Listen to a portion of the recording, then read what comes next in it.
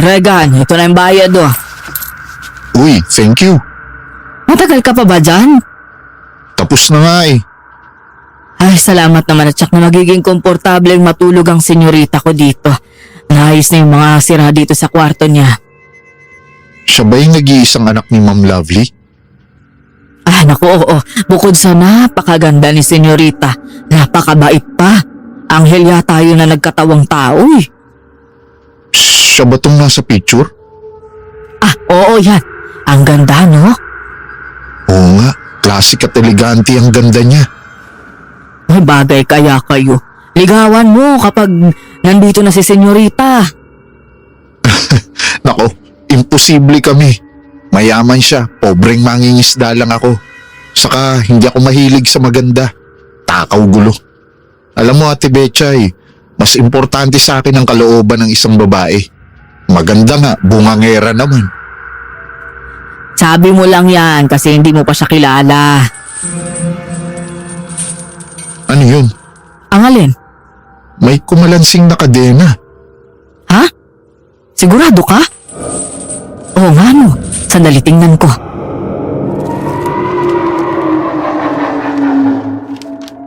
Lumabas ng kwarto ang dalawa at sinundan ang pinanggagalingan ng tunog na yon hanggang sa bumaba sila at umabot si Silong. Nagkatinginan si Regan at Ate Betchay dahil nang idikit nila ang tenga sa pinto ng bodega. Hindi lang ang kalansing ng kadena ang kanilang narinig, kung hindi isang nakakatakot na iyak ng babae. May iba ka bang kasama dito? Huwag ka namang ganyan at mag-isa lang ako dito. Eh sino yung umiiyak sa loob? Narinig mo ang sabi? Humihingi ng tulong. Sandali buksan nga natin at baka may nakapasok na pala dito sa bahay.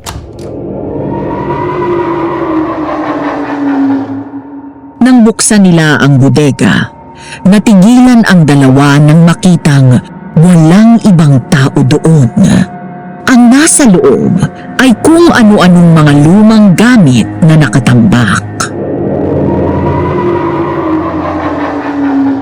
Oh, wala naman tao.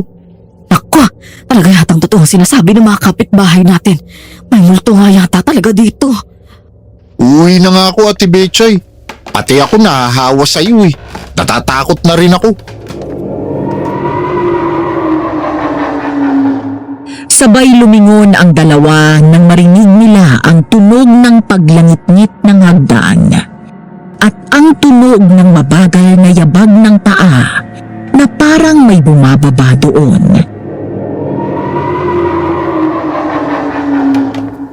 May bumababa. Sino yun? Aba malay ko, ikaw ang nakatira dito eh. Paglabas ng dalawa mula sa bodega, natulala na lang sila nang makita na bumababa sa hagdan ang isang multo ng pari na pugot at ang ulo nito ay nakapatong sa hawak nitong Biblia.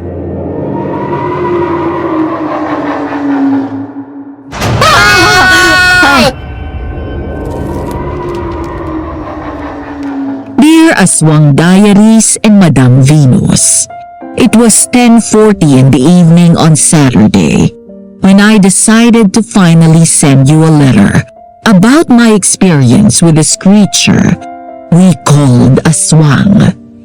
Itago niyo na lang ako sa pangalan na Sena. 32 years old na po ako ngayon. Ang ikukwento ko ay nangyari 6 years ago, 1 taon bago mag-pandemic. 5 years old ako nang kunin ako ni Daddy at doon naninirahan at lumaki sa Amerika. Ang plano ay susunod din si Mami sa amin matapos nitong ayusin ang maiiwan na negosyo ng pamilya. Ngunit sa kasamaang palad, makalipas lang ang 2 buwan, nabalitaan na lang namin na patay na siya. Ayaw paniwalaan ng daddy ko ang naging sanhi ng kanyang kamatayan. Ayon sa balita, ay nagpakamatay daw si Mami. Because of my young age, I barely had a memory of my mom, Madam Venus. Nakilala ko lang siya sa mga kwento ni Dad at ng lolo at lola ko habang lumalaki ako. I only met her through pictures. Maganda raw si Mommy, lalo sa personal. And those photos can't do her justice at all. Minsan ang kwento nila lolo na ang kagandahan daw ni Mommy ay tila may hatid na sumpa at may dalang panganib. Madalas siyang nagiging sanhi ng away at selos dahil kahit ang mga may asawa, anuman ang edad ay nabibighani sa kanya. Habang lumalaki ako at nagdadalaga, ay unti-unti kong nagiging kamukha si Mommy. Ang sabi nga ni Dad, para daw kaming identical twins, hanggang sa magdesisyon ako na umuwi ng Pilipinas at dito na manirahan matapos mamatay ni Dad at ipamana niya sa akin ang lahat ng ari-arian namin. Kasama na doon ang bahay na bato sa isang liblib na baryo sa aming probinsya.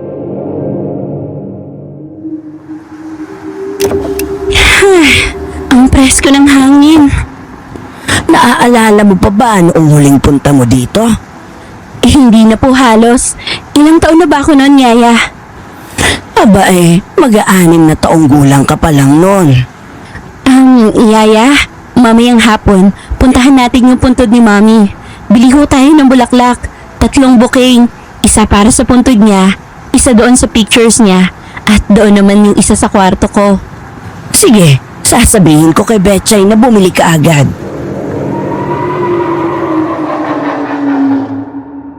Nang dumaan kami sa tabing dagat, ay napangiti ako. Para akong bata na tuwang-tuwa na noon lang nakakita ng dagat. Malayo kasi ang dagat sa bahay at lugar kung saan kami nakatira sa Amerika. Wow! Ang ganda! Naku, Sena, tsak na malilibang ka dito. Napakaganda ng beaches natin dito sa Pilipinas, Yaya. Totoo yan, kaya nga ang mga dayuhan ay pumupunta pa dito. Pero yung dagat na yan, malapit lang ang bahay dyan sa dagat. Wala pang 5 minutong lakad. Tsaka walang mga dayuhan ang pumupunta dyan para maligo. Mga taga rito lang sa baryo natin ang namamasyal dyan. Gusto kong pumunta dyan mamaya. Oh, narito na pala tayo sa bahay.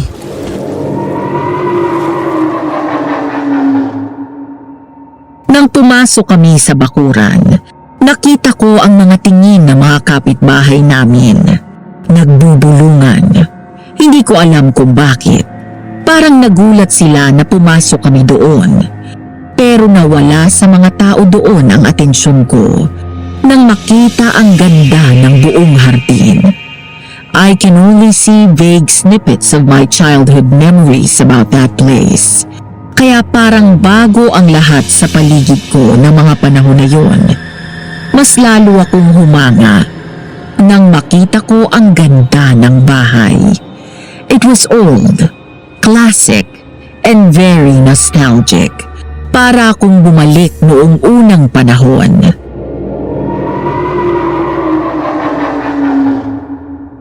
Ay, Senyorita Sena, welcome home po. Ako si Betchay, ang makakasama niyo dito sa bahay. Hi Ate Betchay. Nice to meet you po. Madalas nga po kayong may kwento sa akin ni Yaya kapag nagkakausap kami. Pasok kayo. Magandang araw, Manang Chato. Oh Betchay, kumusta naman dito? Nilinisan mo ba ang buong bahay? Lalo na ang kwarto ni Sena. Ay, oho. Pwede na kayong manalaming sa sahig sa sobrang kintab. Mabuti naman kung ganon. Maselan si Sena. Ayaw niya na marumi ang paligid. Gusto niya maayos at organize ang mga gamit. Nabili mo na ba ang mga binilin ko? Lalo na yung mga prutas at gulay? Oho, kumpleto ho. Yung iba, hindi ko na binili at may tanim naman tayo sa likod. Pipitasin na lang ho ang bunga. Wow! Ang ganda naman dito, Yaya. Ang lamig at ang presko. Sabi na nga ba at magugustuhan mo dito. Hindi gaya sa bahay mo sa Maynila. Mag-ikot-ikot ka muna dito at ilalagay lang namin sa kwarto ang mga gamit mo.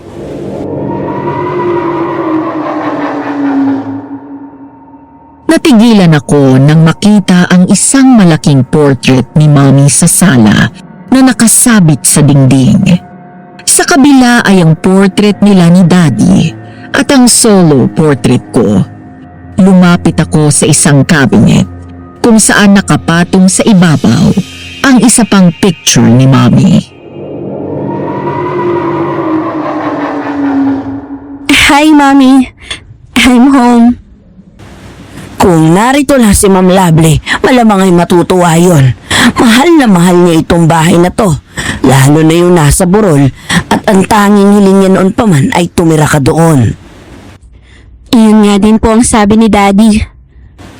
Magpahinga ka muna at maghahanda lang kami ng pananghalian. Matapos mag-umagahan, ay bumaba ako ng bahay at lumabas sa hardin. Napakaganda doon at malusog ang mga tanim, lalo na ang mga halaman na namumulaklak. Mula doon ay naririnig ang malakas na tunog ng alon, hanggang sa natigilan ako nang mapansin ang kapitbahay na nakatingin sa akin. Ang mga lalaki ay nakatitig at may ilan sa mga itong nagtutulakan at hindi alam kung lalapit sila sa akin. Hanggang sa ilang sandali pa ay lumabas si Betchay. Nandito na pala kayo, senyorita. Betchay, samahan mo ko sa dagat. Sige ho. Kaya lang kailangan ko munang pumunta sa palengke. May inuutos ho kasi si Manang Chato Sama na lang ako. Sige po. Yaya, sasama po ako kay Ate Betchay. Oh, sige. Hoy, Betchay, ingatan mo si Sena ha. Baka kung sino-sinong lalaki ang lumigaw dyan. Ako na ang bahala, Manang. Kahit sa langaw ay hindi ko yan paladapuan si senyorita.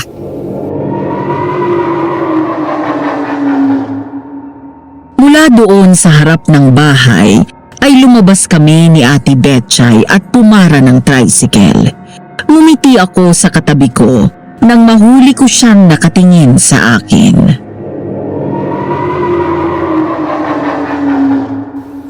Ay, pasensya na kung nakatingin ako. Ay, ang ganda niyo po kasi, lalo na sa personal. Kaya tuloy yung mga lalaking kapitbahay natin kung tingnan kayo. Nung nasa taas nga ho ako ilan na agad yung lumapit sa akin. Gustong ipakilala ko raw kayo. Naku, siguradong pipilang mga manliligaw niyo rito. Ay, naku ate, wala sa isip ko yan sa ngayon. Talaga po, wala pa kayong boyfriend? Wala. 4 years ago na yata mula nung last relationship ko. Abay, lalo na kayong maliligawan yan. Lalo na ganyan ang suot niyo, bagay na bagay sa inyo, yung bestida na yan. Ikaw talaga ate. Tama na nga, nahihiya na ako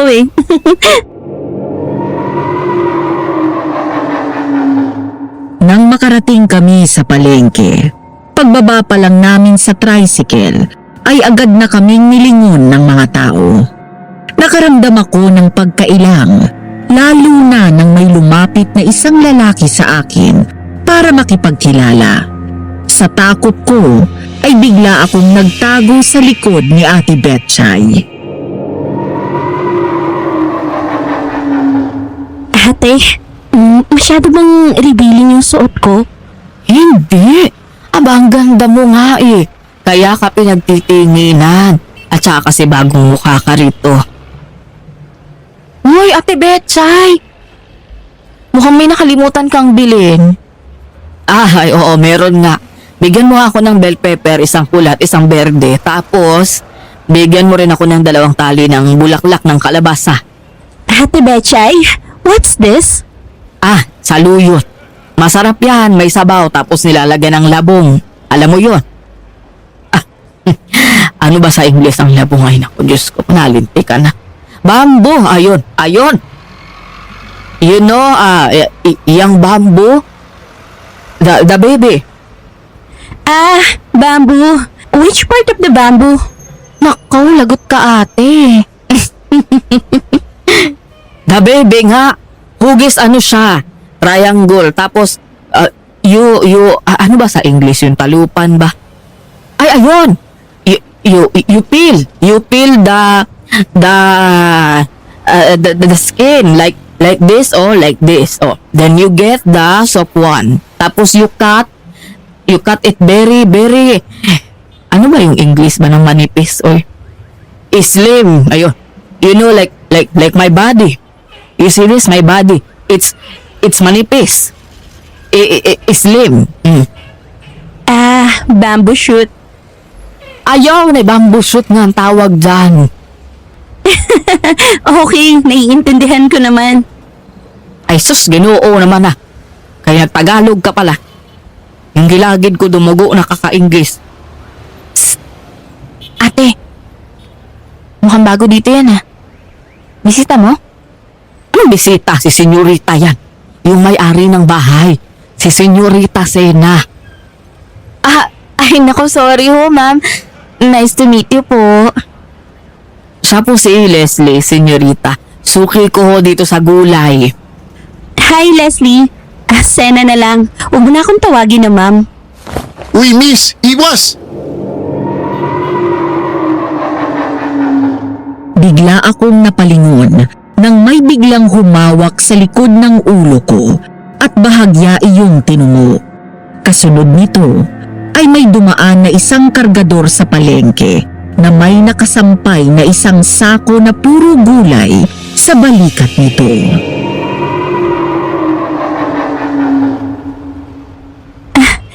Salamat. Walang anuman po. Uy, Ate Betchay. Siya na ba si Ma'am Sena? Oo. Siya nga uuwi ka na ba? Oo, bakit? Sasabay na ba kayo? Oo, para makatipid ng pamasahe. Hi Regan. Hi, Balik ka dito ng hapon ah. Sundin mo ko. may gagawin ako eh. Pasundo ka na lang kay Baltic. Lagi ka namang may ginagawa kapag ako yung nagpapasundo sa'yo eh. Sige, una na kami. Ma'am, halika na po.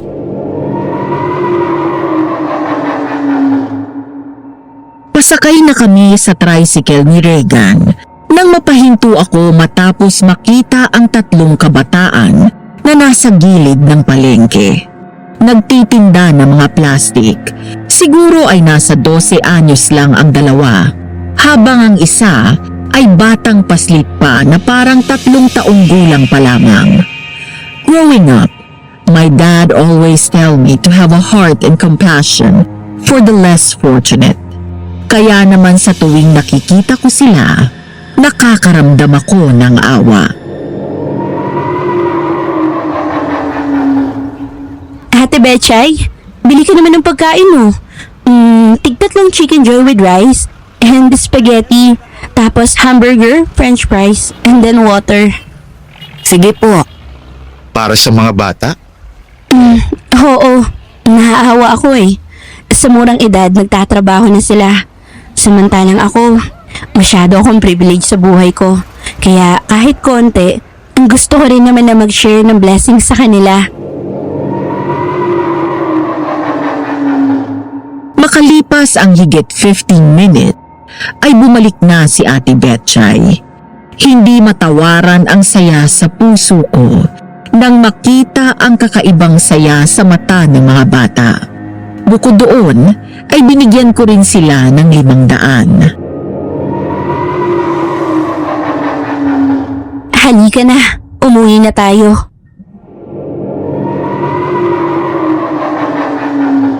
Napalingon si Sena sa bintana nang may biglang kumulog ng malakas kasabay ng lalong paglakas ng ulan.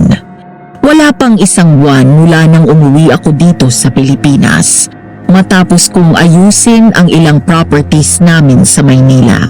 Saka ako umuwi dito sa probinsya para dito na tuluyang manirahan.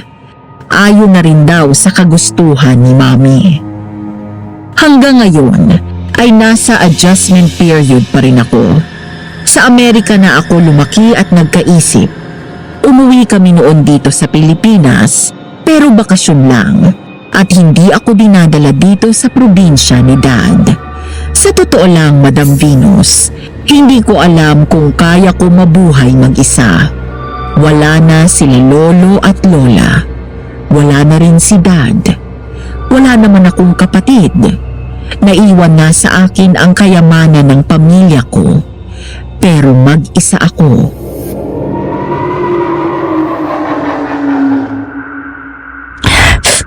I miss you, Dad.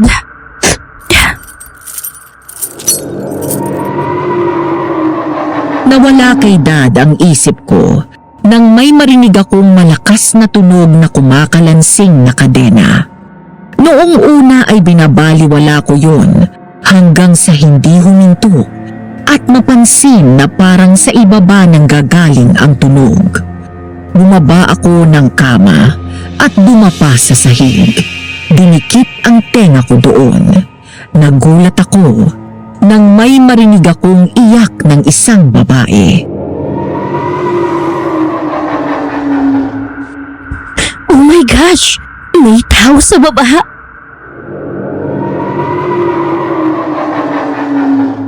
Bigla akong bumangon at takot na sumampa ulit sa kama. Hanggang sa halos mapatalon ako sa takot nang lumingon ako sa bintana at bigla yung bumukas. Nakahinga ko ng maluwag dahil lang pala sa malakas na hangin. Kasabay nito ay nagtaka ako nang biglang huminto ang pag-iyak ng babae at kalansing ng kadena. Nang lumapit ako sa bintana para isarado yun.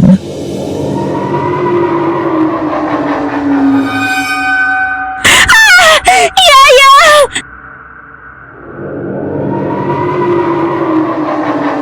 Napasigaw ako ng malakas nang mula sa baba ay may babaeng nakaputi na lumutang sa hangin.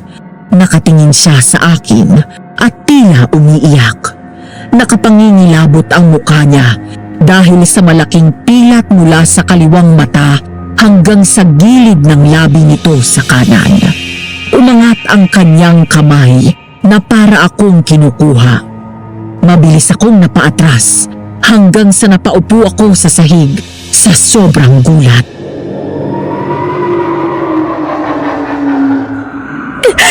Hello! Help! Yaya! Ate Bechay!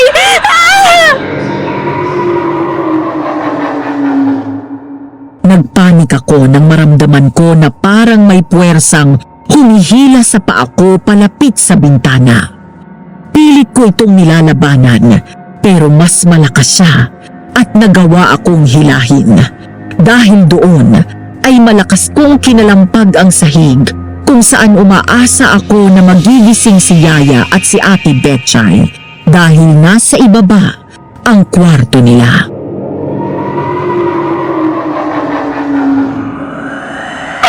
Tulong, Yaya! Tulong, Ate Bechay!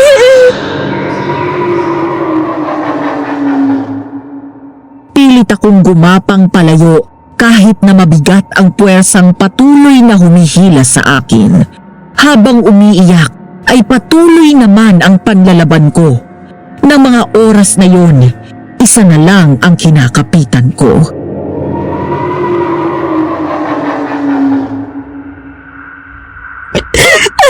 Lord, save me!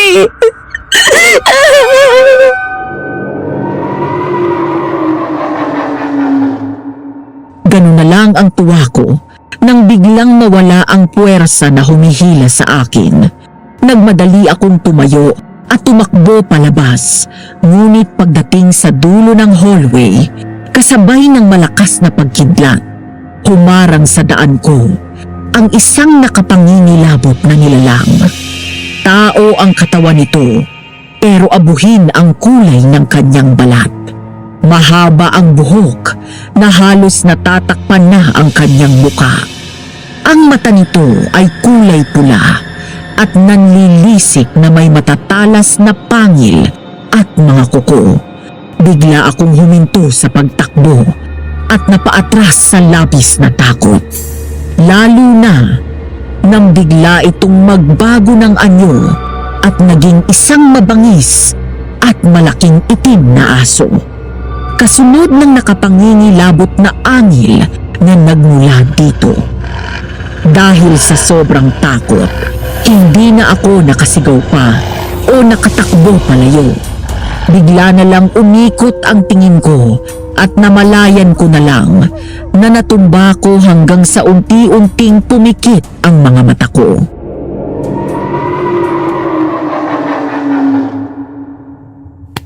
Hoy, Betchay! Betchay! Bakit ho manang Chato? Halikan na ako ng lalaki sa panaginip ko magkakajowa na tayo. Bakit niyo ba ako ginigising? Umising ka na dyan at may narinig ako sa taas. Narinig? Ano ho? Parang sumisigaw si Sena. Baka naman ho guni-guni niyo lang yun o kaya dahil yan sa ulan. Hindi, narinig ko talaga siya. Halika, umangon ka dyan at samahan mo ako.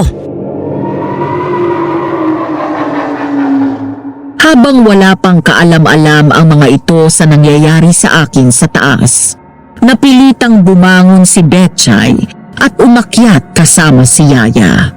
Nang buksan nila ang ilaw, bigla silang sumigaw at nataranta nang makita na nakahiga ako sa sahig at walang malay.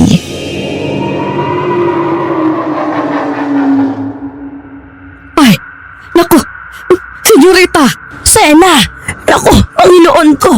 Anong nangyari sa iyong bata ka? Bilis, Betchay! Buhatin natin siya! Nagmamadali silang binuhat ako at dinala sa kwarto ko. Nagulat pa ang mga ito nang makitang bukas ang bintana at basang-basa na ang sahig dahil sa ulan na pumasok. Naku, anong nangyayari dito? Naku, Betchay! Inaapoy na lagnat si Sena! Ang kwento sa akin ni Ate Betchay, habang wala akong malay at kasalukuyang inaapoy ng lagnat, tumakbo siya sa bahay ni Lolo Rocky. Ang kilalang albularyo doon sa baryo namin at lolo ni Regan. Nakailang katok at sigaw pa siya bago tuluyang nagising ang maglolo.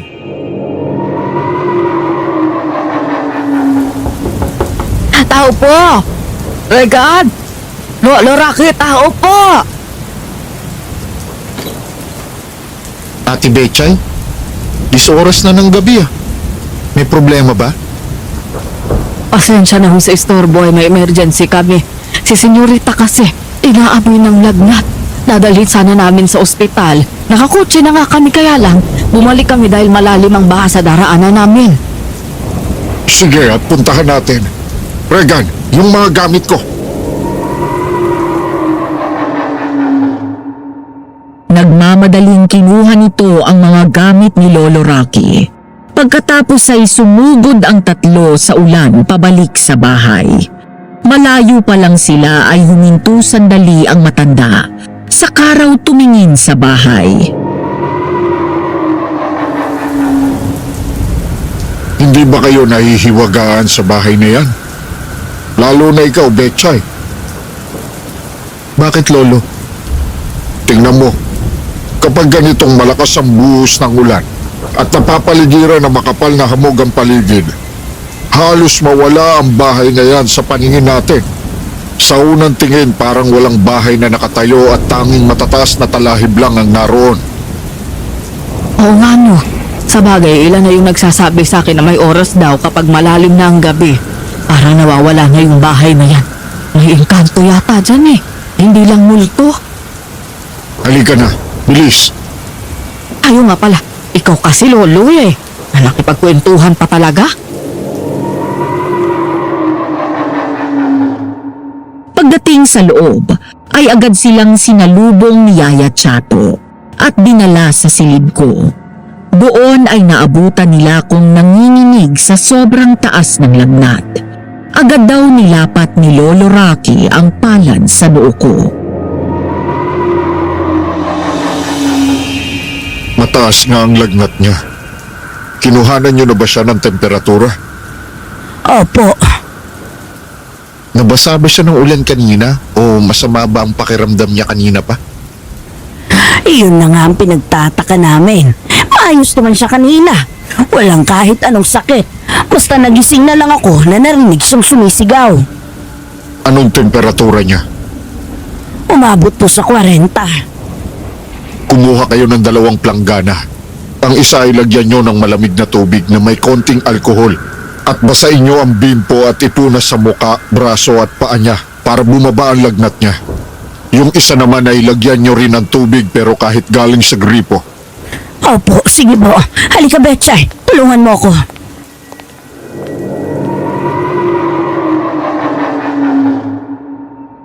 Habang nasa kusina ang dalawa at si Lolo Rocky naman ay hinahanda ang mga gamit, tumingin daw si Regan sa akin na sa mga sandaling yun ay nagdidiliryo. Umangat daw ang kamay ko na parang may inaabot, tapos bigla akong umiyak na parang bata at tinatawag ang daddy ko.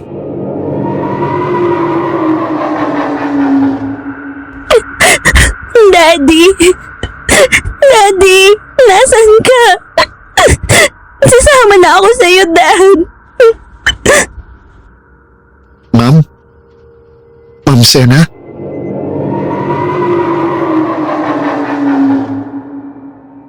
Sinubukan daw ibaba ni Regan ang kamay ko, pero bigla ko siyang hinawakan ng mahigpit. Halos sumubsob daw siya sa akin nang walang malay kong hinila ang braso niya at niyakap yun.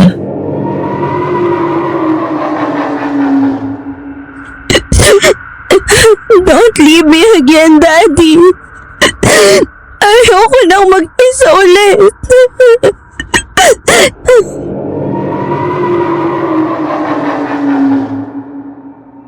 Habang pinupunasan ako ni Betchay, si Lolo Rocky naman ay nagsimula ng magdasal. Nang mga sandaling yun, ay wala daw sa loob ng kwarto si Yaya Chato at abala sa pagluluto ng lugaw para sa akin. Samantala, matapos sindihan ang kandila at pinatak nito ang mga natunaw na tubig, bumuo ito ng isang imahe. May kinuha itong isang piraso ng dahon at dinasalan yun. Pagkatapos ay inilagay sa paa ko, sa pagitan ng mga daliri ko.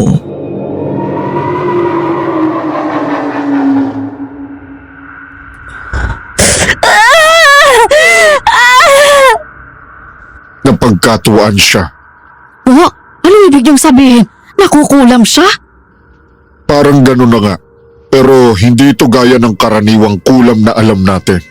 At ang bahay na to, may mga masasamang espiritu ang nakatira sa bahay na to.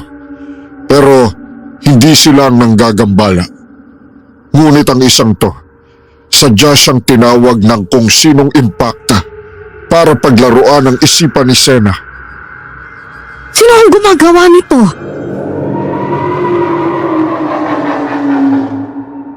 Pumikit si Lolo Rocky at muling bumulong ng dasal.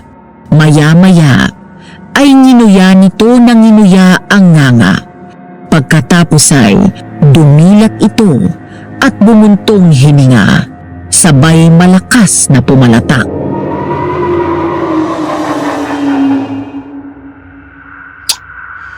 Matalino ang isang ito. May ginawa siya para maharang ang kapangyarihan ko at hindi ko siya makilala. Babae? Oo, babae. Ingatan niyo siya. Dahil malakas ang pakiramdam ko na nasa paligid niyo lang siya. Tapos itong dahon ng banaba.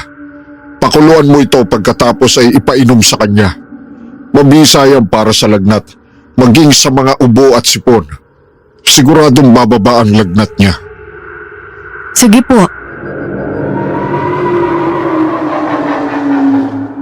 Matapos yun, ay may kinuha si Lolo Rocky na parang maliit na palaspas na may kasamang mga palay na hindi inaalis sa sanga.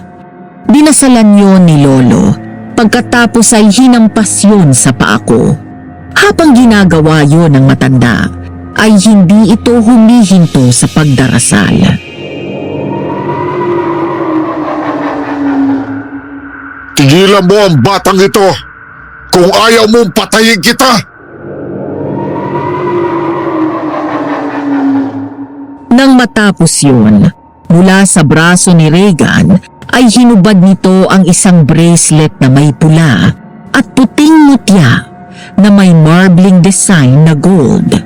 Pagkatapos ay isinuot yun sa kamay ko.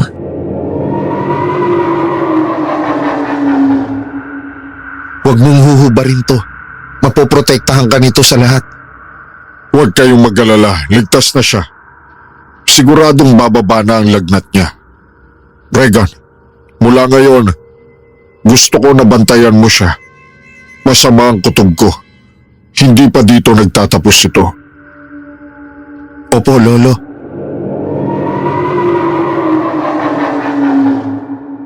Kinaumagahan, nagising ako sa malakas na huni ng mga ibon.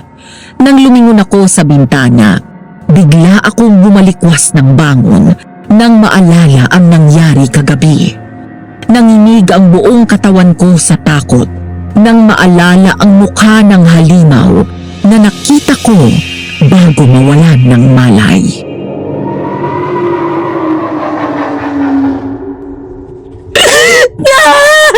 Daddy! Daddy!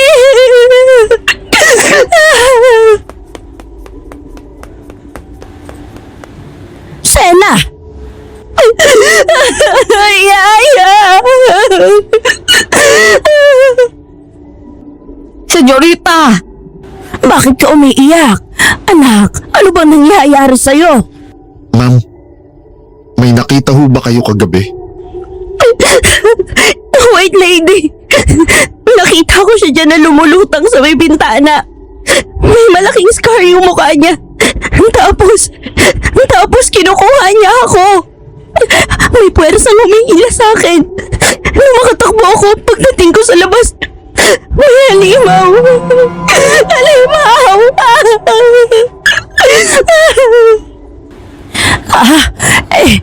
Ako, anak, baka na mahamalik mata ka lang. I know what I saw, Yaya! Hindi ako nababaliw!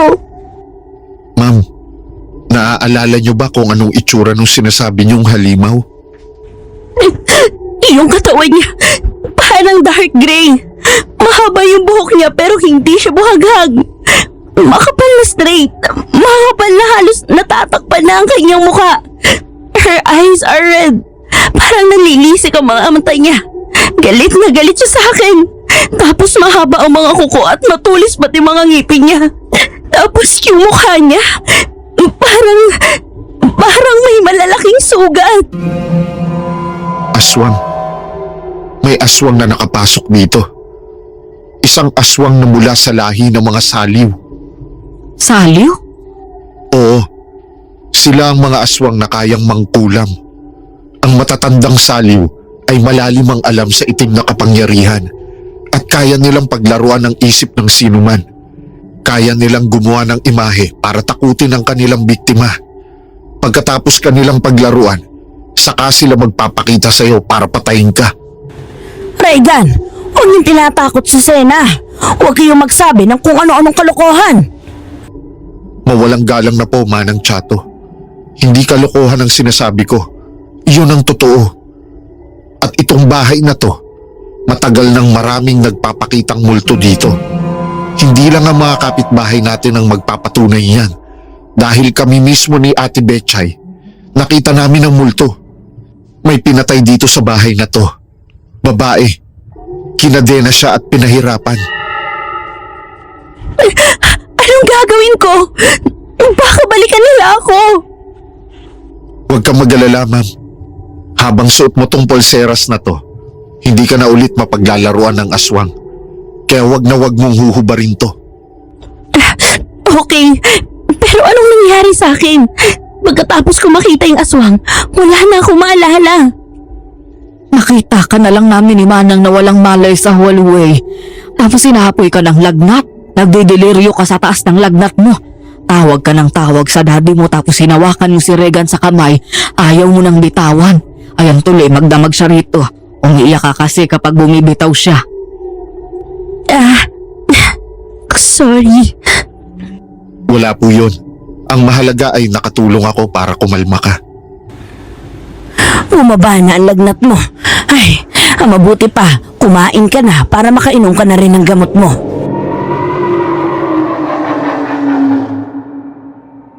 Kinahapunan, nang tuluyang umayos ang pakiramdam ko, bumangon ako at nagbihis, saka lumabas ng kwarto. Pagdating ko sa sala, naabutan ko na maraming regalo at bulaklak doon.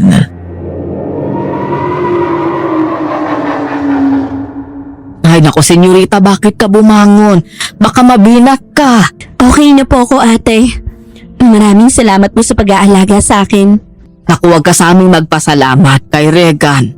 Sa kanya? Di ba nga, sabi ko sa'yo, hindi mo siya binitawan magdama. Kaya yan, siya ang nag-alaga sa'yo. Ganun ba? Ate, pwede ba akong kumuha ng mga flowers sa garden? At saka, ano ba yung favorite na pagkain ni Regan? At teka, nasabi niya yun sa akin dati eh.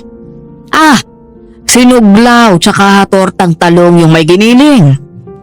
Ano yung sinuglaw? Inihaw na baboy, tapos may suka, may sibuyas, luya, mga ganoon. Ate, pwede mo ba akong tulungan magluto? Ay, nako, talaga naman. Sige ba, senyorita, o di ba pogi naman si Regan? Oo. Hindi siya yung gwapong-gwapo na mala-artista ang itsura pero malakas ang dating niya. Naku, senyorita, alam mo ba, maraming nagkakagusto dyan. Kaso, ewan ko ba dyan, walang hilig sa babae, ayaw nga lang sa magaganda. Takaw gulo raw. May katwiran naman siya. Ay! Speaking of maganda, yung mga regalo na yan, para sa'yo yan, pati itong mga bulaklak na to. Galing kanino? Ang dami naman ito. Kanino pa? Hindi sa mga kalalakihan dito na nagpaalam kay Manang Chato at gustong umakyat ng ligaw. Ayoko nga. Yun nga sabi ni Manang na hindi ka nag-e-entertain ng mandiligaw. Bakit ba naman kasi ayaw mo magpaligaw, iha?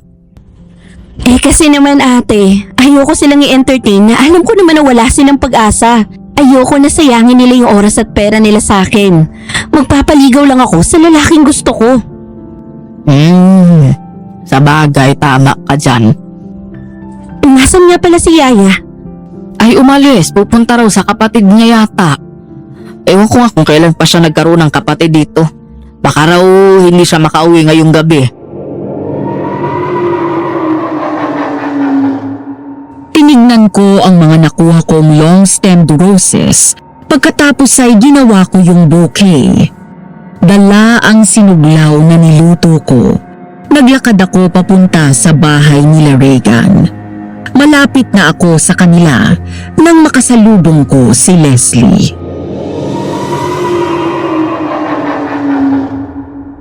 Hi, Leslie, right? Mukhang nasasanay ka na dito ah. Hindi pa gaano. Dito lang ako palagi sa malapit. Nga pala, alam mo na ba? Usap-usapan ka dito. Ako? Bakit naman?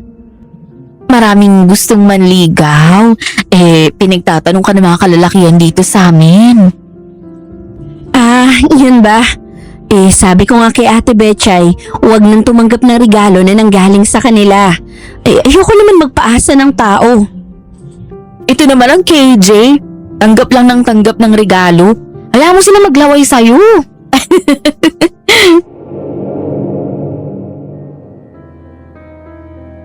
Sasagot pa lang ako nang may dalawang lalaki ang lumapit sa amon. Agad kong napansin na inayos agad ni Leslie ang sarili at maging ang buhok nito. Pagkatapos ay matamis na ngumiti sa dalawa na halatang kakilala nito. Bumati sa kanya ang mga ito pero nagulat ako Nang sunod na tumingin sa akin ang dalawang lalaki at nagpapaalam na kung pwede silang dumalaw sa bahay at umakyat ng ligaw.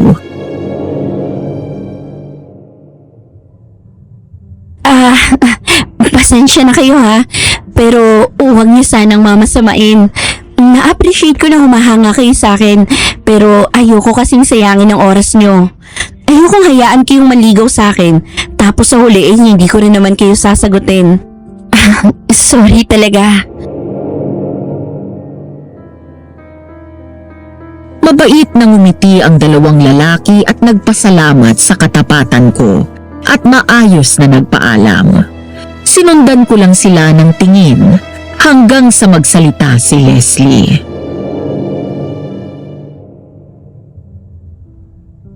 Sayang naman yung mga ibibigay nilang regalo sa'yo.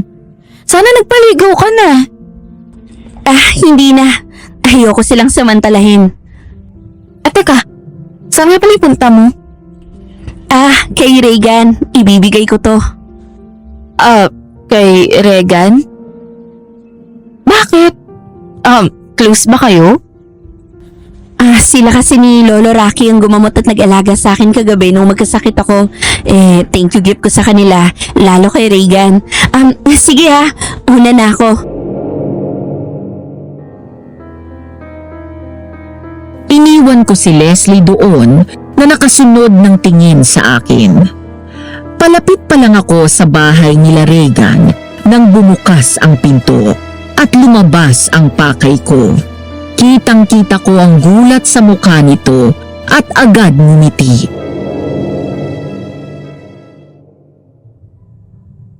Ma'am Sena, anong ginagawa niyo dito? Magaling ka na ba? Oo, okay na ako. Pumunta nga pala ako dito para dalhin to. Bulaklak galing sa garden namin at itong sinuglaw. Ako ang nagluto niyan. Sabi kasi ni Ate Betchay, ito daw ang paborito mong ulam. Nako ma'am, nag-abala pa po kayo. Maraming salamat po.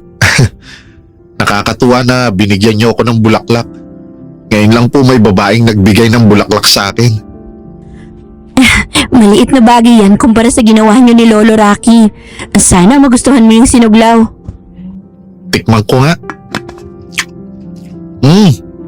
Ang sarap. Ikaw talaga ang gumawa nito? Oo. Pero may guide ni Ate Betchay. Ang sarap, panalo to. Sandali, pasok ka, gusto mo? Kaya lang, maliit lang yung kubo namin. Okay lang. Tara, pasok ka ma'am. Huwag mo na akong tawaging ma'am. Sena na lang. At saka huwag mo na rin akong ipupo.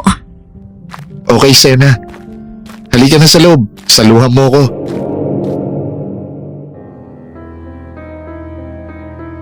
Dahil sa nangyari sa akin, sinamahan ako ni Ate Betchay matulog sa kwarto. Dahil pareho pa kaming hindi inaantok, nagkwentuhan kaming dalawa at isa sa napag-usapan namin si Yaya Chato. Hindi pa ba bumabalik si Yaya? Hindi pa nga eh. Saan ba yung bahay ng kapatid niya? Ewan ko, hindi ko nga alam na may pamilya pala siyang nakatira dito sa probinsya natin. Ate Betchay? Yung Leslie ba? May gusto kay Regan? Ay oo, kulang na lang. Siya ang manligaw dun eh. Lahat na yata ng pagpapapansin ginawa niya na. Kaso hindi siya gusto ni Regan. Masyado kasing sub-sub sa trabaho yung isang yun. Walang panahon sa mga babae. Bakit mo na itanong? Wala. Kasi nung dinala ko yung ulam kay Regan, nakasalubong ko siya, tapos nag-usisa. Naku, wag mong pansinin yun. Senyorita, naaawa nga ako sa mga nanliligaw doon. Madalas piniperahan niya tapos papabili ng kung ano-ano pero hindi naman sasagutin. Habang nagkukwentuhan, ay huminto kami nang biglang nawalan ng kuryente. Agad tumayo si Ate Betchay at sumilip sa bintana.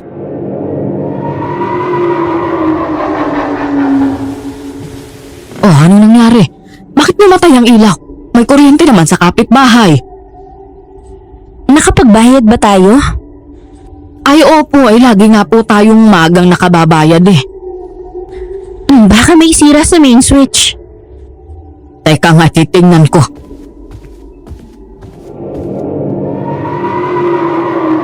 Palabas pa lang kami ng kwarto nang may narinig kaming malakas na lagabog mula sa labas. Nagkatinginan kami ni Ate Betchay. Ano yun? Teka, titingnan ko ba kasi manang tsato yun at nakauwi na pala.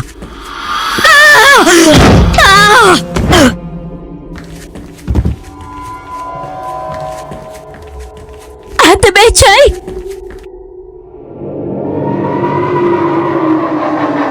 Nagmadali akong tumakbo palabas at gulat na gulat nang humagi sa harap ko si Ate Betchay at tumama ang katawan nito sa sofa.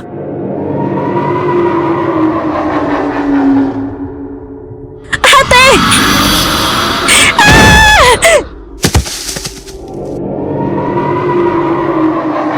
Ganun na lang ang sigaw ko nang paglingon ko ay naroon di kalayuan sa kinatatayuan ko ang aswang.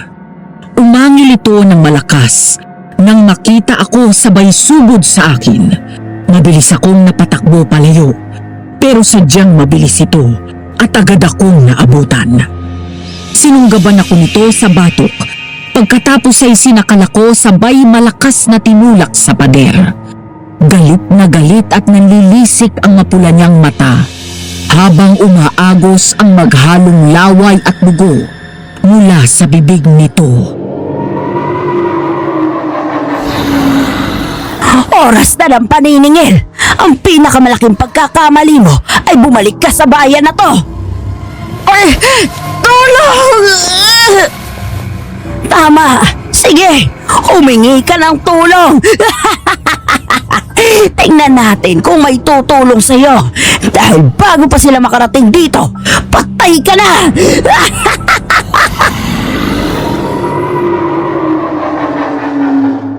Nabitiwan ako ng aswang nang bigla kong tusukin ang mga mata niya. At kahit nang hihina, inipon ko ang lakas ko at sinipa siya ng malakas. Pagkatapos ay tumakbo ako papunta sa kusina.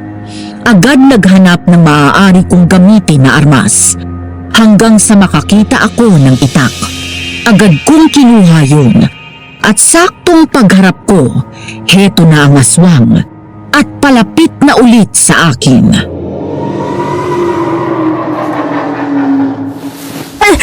Sige! Lumapit ka! Kung ayaw mo, patayin kita! Kilala kita, Sena! Hindi mo kayang manakit! Ano bang kailangan mo sa akin? Bakit mo ako kilala? At bakit mo ako ginugulo? Sino ka ba? May utang kang dapat bayaran! Wala akong alam sa utang na sinasabi mo! Pwes, ako, alam na alam ko. Lahat ng detalye ng kasalanan niyo mag-ina sa akin, tandang-tanda ko pa. Huwag mong idamay si Mami dito!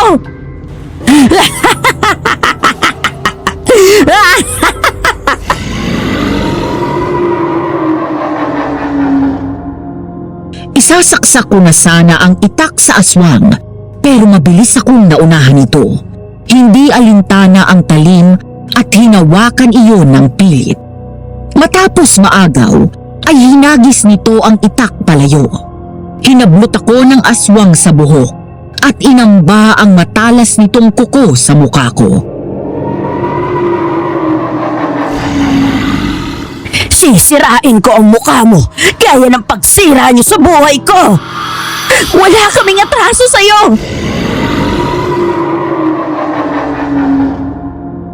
Nang mapatingin ako sa braso ko, doon ko naalala ang pulseras na binigay sa akin ni Regan. Mabilis kong hinubad yon at dinikit ko sa mukha ng aswang. Mahirap ipaliwanag, pero biglang sumigaw ang aswang na para bang napaso ito. Nang humawak ako sa kitchen counter, nasagi ng kamay ko ang knife rack at mabilis akong kumuha ng isang kutsilyo.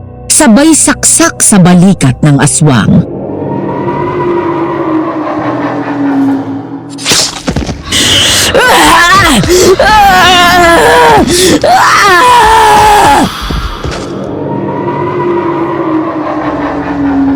Nagtaka ako nang matapos ko itong saksakin sa balikat, ay bigla itong lumiyad. Nanlaki ang mata ko. Nang mula sa likod ay biglang tumayo si Regan. Bigla siyang tinulak ng aswang at pagkatapos ay nagmamadaling tumakbo. Binuksan ng bintana at tumalon.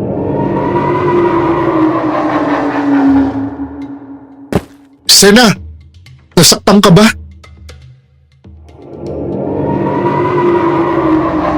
Hindi ako nakasagot at parang biglang nanghina ang mga tuhod ko. Nawalan ako ng balanse at agad na salo ni Regan. Doon ko lang nakita si Ate Betchay, nakatayo habang hawak ang balakang. Sena, Mabuti na lang at kalabaw ako. Nakatayo ako agad nung hinagis ako na aswang kaya pinuntahan ko agad si Regan. Ate Betchay! Regan! Gusto niya akong patayin! Gusto akong patayin ng aswang!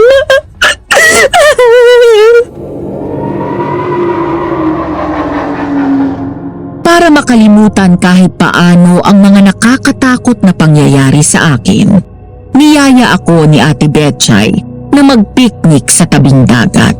Dala ang mga gamit, ay naglatag kami ng picnic mat sa buhangin at pumwesto sa ilalim ng puno. Ang ganda ng dagat. Nakaka-relax. Kapag naririnig ko yung alon, parang wala akong problema. O ayan, sige magsawa ka sa dagat. Ngayon kahit kailan mo gusto, pwede kang maligo dyan. Maglibang ka para mawala naman sa isip mo yung aswang ngayon. Pero huwag kang lalayo ha, malalim masyado roon.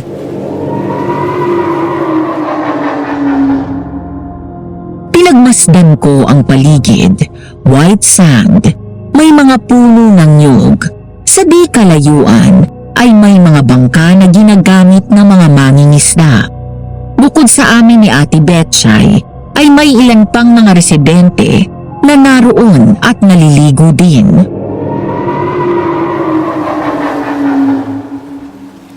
Let's go, ate! Ligo tayo! Sige, ikaw na lang at walang magbabantay ng pagkain natin dito. Tumayo ako at biglang hinubad ang suot kong bestida. Natawa ako nang magulat si Ate Betchay sabay lingon sa paligid. Sa ilalim kasi ng damit ay may suot na akong green two-piece bikini. Pagkatapos ay parang bata na tumakbo ako papunta sa tubig. Lumangoy ako ng lumangoy. Pakiramdam ko tinangay ng alon lahat ng takot at alalahanin ko mula nang dumating ako sa baryo na ito. Maya-maya, natigilan ako nang mapansin ang isang bahay sa pinakatuktok ng isang burol. Senyorita!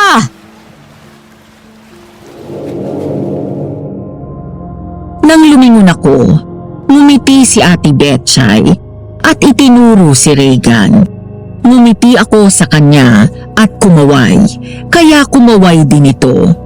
Dahil doon ay umahon na ako. Kinuha nito ang bathrobe ko at tuwalya, saka ako inabangan. Nang makaahon ako sa tubig, ay agad nitong sinuot sa akin yun at tinalukbong ang tuwalya sa ulo ko. Thank you. naligo ka na ganyan ang suot mo. Tingnan mo sa paligid. Lalo kang pinagpapantasyahan ng mga lalaki. Hayaan mo sila. Pumunta ako sa inyo eh. Sabi ni Aling Sita, yung nakatira sa tabi ng bahay nyo, nandito daw kayo. Inaboard kasi ako kaya nagiya ako dito kay Ate Betchay. Kumusta ka na? Ilang gabi na rin mula nung pinasok ng aswang ang bahay nyo. Ayos naman. Mula na nilagyan mo ng mga pangontra sa bintana at pinto, natahimik kami, lalong-lalo na ako. Yun pa lang yata yung gabi na nakatulog ako na mahimbing mula nang dumating ako dito. Mabuti naman. Siya nga pala, ano ba itong bracelet na binigay mo sa akin? Bakit parang napaso yung aswang dito? Mutya ang tawag dito. Amulet sa English. Itong pula, takot ang mga aswang dito dahil isa itong matinding panlaban sa lahat ng masasamang elemento. Kasama na doon ang aswang. Itong puti naman ang nagbibigay ng proteksyon sa iyo. Maraming salamat dito ha. Walang anuman. Ako meron din. Pero sa akin, itim at puti. Yung itim, mas matindi ang kayang gawin nito. Kung takot sila sa pulang mutya, mas lalo sa itim dahil kamatayan ang ibig sabihin nito para sa mga aswang. Wow, talaga? Ang galing mo. Hindi ko alam na may mga ganitong bagay. Basta kahit anong mangyari, huwag mong ihihiwalay yan sa katawan mo. Alam mo na ang number ko. Tawagan mo lang ako kapag may kailangan ka. Kayong dalawa, kakain ba kayo o magliligawan kayo dyan? Kanina pa kayo nakatayo dyan eh. Lingon ka sa likod, Regan. Merong masamang nakatingin sa inyo.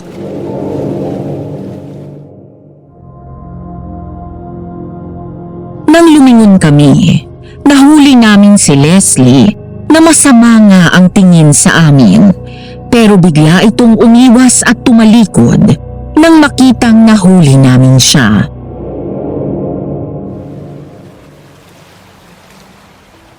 Ay, ano pa eh, may nagseselos. Hayaan mo siya. Alam naman niya na wala siyang mapapala sa akin. Maganda naman siya. Hindi lang naman sa ganda yan eh. Yung kabutihan ng puso rin ang tinitingnan ko sa babae. Gusto ko yung mabait, maalalahanin, at hindi mapagsamantala sa kapwa. Ay, pasok lahat yan sa banga. Ayan na, nasa harap mo na ang hinahanap mo. Si ate talaga. Nga pala, ang ganda ng bahay doon, oh. Yung nasa taas ng burol, parang ang sarap tumira doon. Sino may-ari nun? Ha? Hindi mo alam? Wala bang binanggit ang daddy mo sa'yo? Ha? Tungkol saan? Yung bahay sa burol. Wala naman.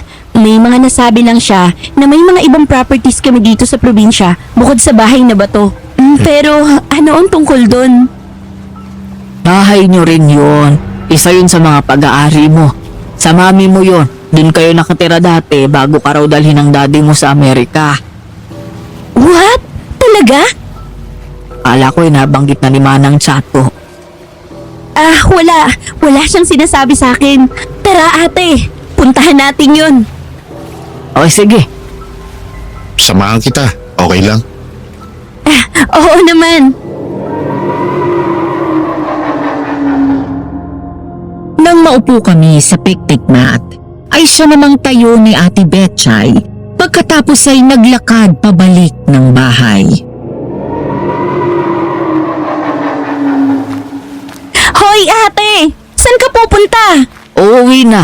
May gagawin pa ako. Regan, ikaw na ang bahala dyan sa alaga ko, ha? Sige te. Ano? Gusto mo pang lumusong sa tubig? Halika, bilis! Natawa ako nang basta na lang itong naghubad ng t-shirt at ako naman ay ang bathrobe. Pagkatapos ay hinila niya ako at tumakbo kami papunta sa dagat. Natawa ako ng malakas. Para akong bata na tuwang-tuwa habang nagsasabuyan kami ng tubig ni Regan. Doon ko lang na-realize, Madam Venus, mula nang mamatay si Daddy at maiwan ako na wala ng pamilya kahit isa. Iyon pa lang, ang huling beses na tumawa ako ng ganon, yung naramdaman ko na totoong masaya ako. Nag-enjoy ka ba? Oo, ang saya mamasyal. Buti na lang naisip mo to. Kung hindi ko makikita yung magandang pwesto doon para sa antique shop ko. Sabihin mo lang kung ano pang maitutulong ko. naman. Nakakahiya naman sa'yo. Ang dami mo nang ginagawa para sa akin. Wala yun. Masaya naman ako na kasama ka. Maswerte nga ako eh. Sa dami ng umaaligid sa'yo dito sa baryo at gusto manligaw, ako ang hinahayaan mo na samahan ka. Magaan kasi yung loob ko sa'yo. Tsaka hindi ka naman kagaya nila. Yung lumalapit na may ibang intensyon. Salamat. Pero malay mo, baka biglang magbago yung intensyon na yun. Hindi ko naman sinasarado yung puso ko sa ideya na yun. Isang araw, dumating si Regan sa bahay at niyaya akong mamasyal. Dinala niya ako sa magaganda at malapit na pasyalan doon sa bayan. Naglakad din kami ulit sa tabing dagat. Nang bumalik kami sa bayan, may nakita kaming nagtitinda ng street foods at hinila ako doon ni Regan. Habang kumakain kami, biglang dumating si Leslie na hindi naman pinansin ni Regan.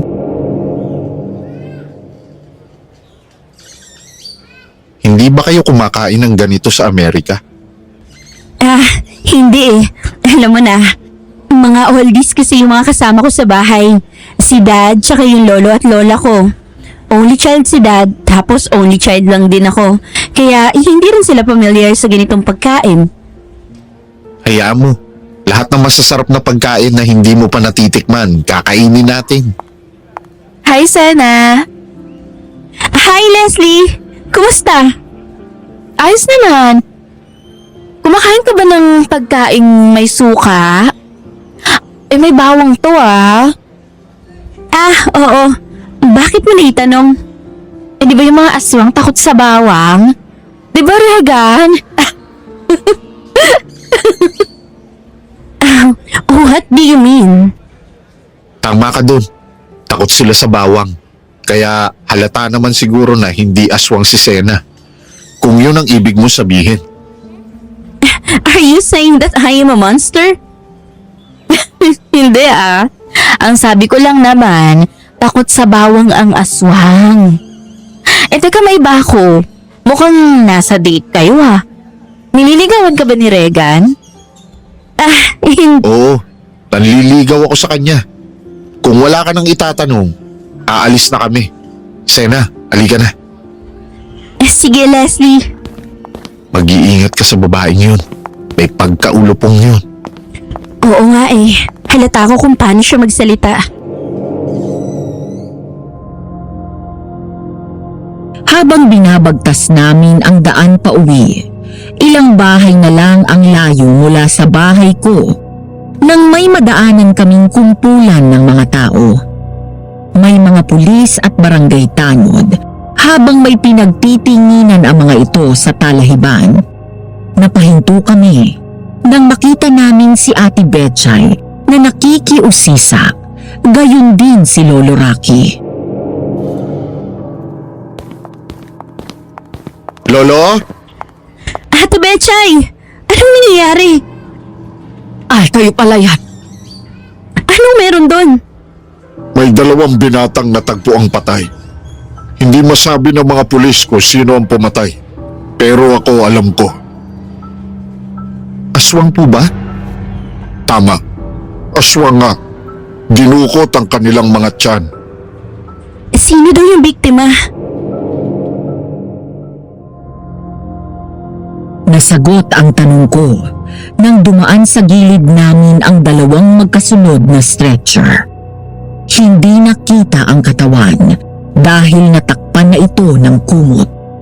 Biglang nanlaki ang mata ko nang makilala ang 2 biktima. Oh my gosh! Bakit? Kilala mo sila? Nakausap ko pa sila few days ago. Nung araw na dinalhan kita ng ulam, nagpaalam sila na manliligaw sa akin na tinanggihan ko naman kaagad. Nakakatakot naman. Nang mag-alisan ang mga tao, lumingon ang mga ito at tumingin sa akin. Mga tingin na may takot at panghuhusga. Mga bulungan, Pagkatapos ng masamang tingin, isang bagay na ipinagtataka ko kanina pa. Wait lang. Bakit ba kanina pa ako pinagtitinginan kahit sa bayan? Senyorita, may kailangan ka pang malaman. Ano yun? Pinahid ko ang luha ko habang nakatanaw ako sa madilim na dagat at nakaupo sa buhangin. Nang tumingala ako at nakita ang mga namumutiktik na bituin sa langit, lalo akong naiyak nang maalala ang daddy ko. Mula sa tabi ko ay umakbay si Reagan at bahagyang pinisil ang braso ko.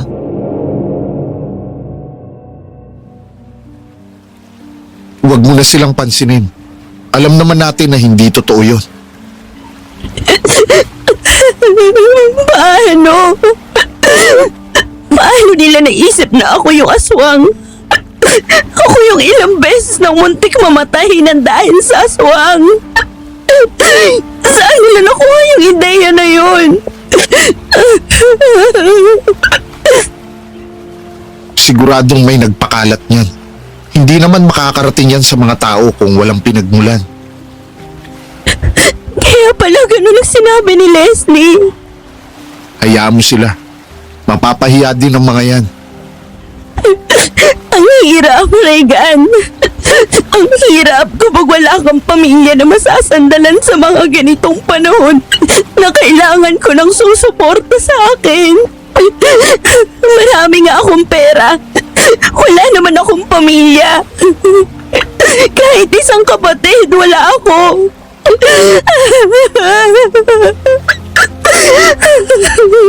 Pinipilit ko lang maging matatag. Pero ang totoo, ang lungkot ko. I have nobody. I'm alone.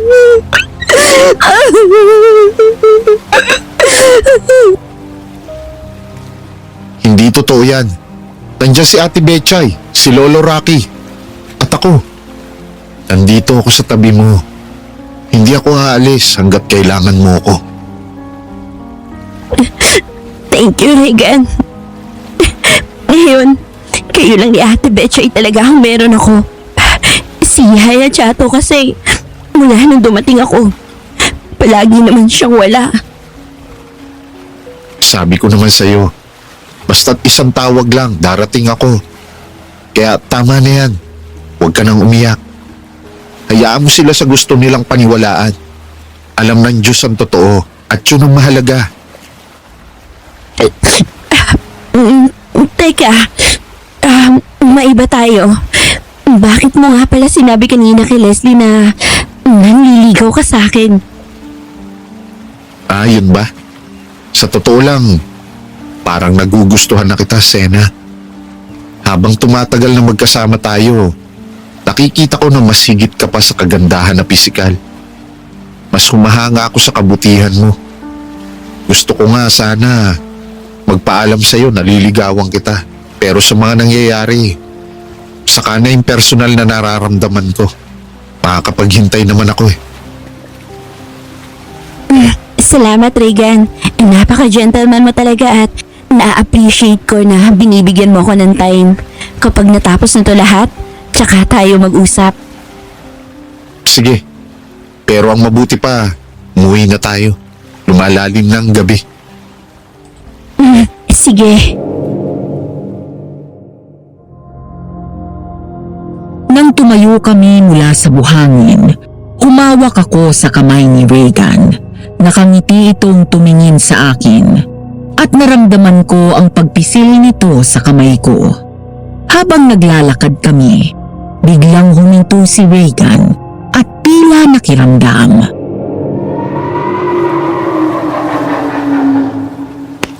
Bakit? May problema ba? Shh! May iba tayong kasama dito. Sino? Huwag mo sabihin. Nasa paligid natin ang aswang.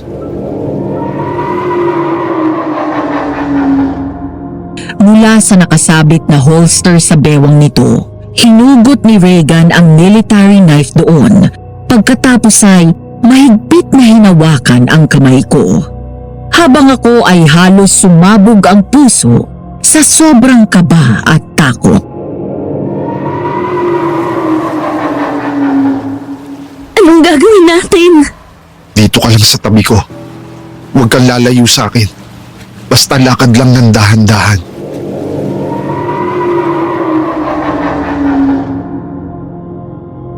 Lumingon ako sa kaliwa ko at doon sa likod ng isang malaking puno, nakita ko ang pamilyar na mapula at nanlilisik na mga mata.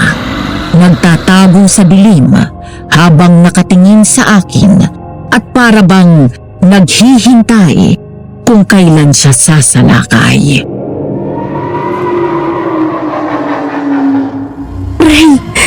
Regan! Ayun siya! Saan? Nasa bandang kaliwa.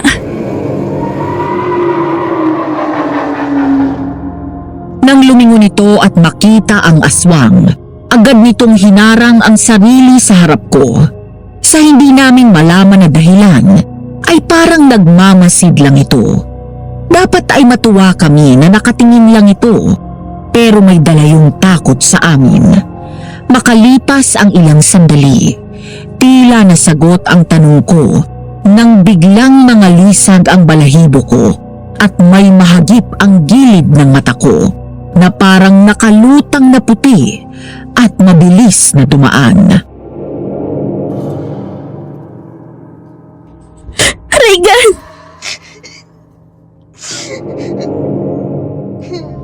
Bigla akong pumikit ng mariin at nagtakip ng tenga nang marinig ko ang nakakatakot na boses ng isang babae. Bumubulong sa tenga ko at tinatawag ang pangalan ko.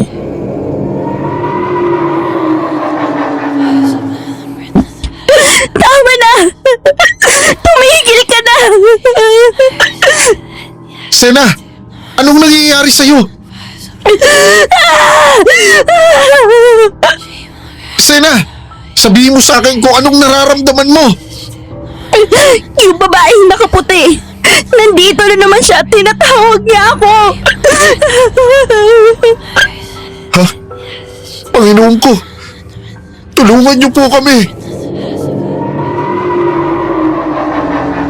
Maging si Regan na matapang na humarap at nilalabanan ang aswang ay natakot nang biglang lumabas ang babaeng nakaputi mula sa likod ng puno. Nakalutang ito sa hangin at nanlilisik ang mga mata na nakatingin sa akin. Nang umangat ang kamay nito na parang tinatawag ako, muli ko na naman naramdaman ang malakas na puwersang humahatak sa akin. Regan! Tulong! Ah! Sena!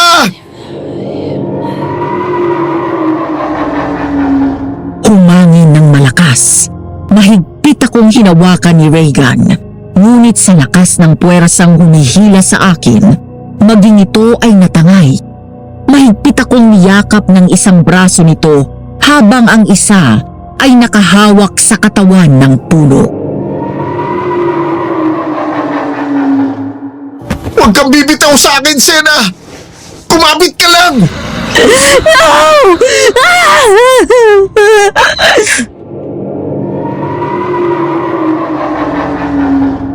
Ganun na lang ang gulat namin nang bigla namang sumugod ang aswang. Tumakbo ito ng mabilis sa amin dahil doon ay nakabitaw si Regan at niyakap ako para maprotektahan laban dito. Sunod na lang na narinig ang daing nito at nakita ang sugat nito sa braso mula sa kuko ng aswang.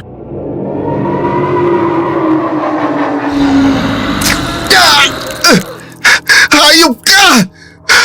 Pakialamero kang lalaki ka, kaya isasama kita sa babaeng yan. Papatayin ko kayong dalawa. Regan! Ha? Sena! Sena! Kahit anong pagkapit ko ay tuluyan akong nakabitaw mula kay Reagan. Tuluyan akong nahila hanggang sa makalapit ako at sakaling ng babaeng nakaputi. Takot na takot ako nang makita ito ng malapitan. Ang babaeng ito, kamukhang kamukha ko. Wakwak ang mahabang pilak nito sa muka. Galit na galit itong nakatingin sa akin at mahigpit akong sinasakal. Habang si Reagan naman ay nakikipaglaban sa aswang.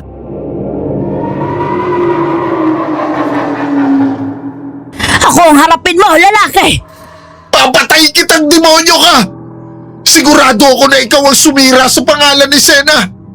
Magpakilala ka sa akin, hayop ka!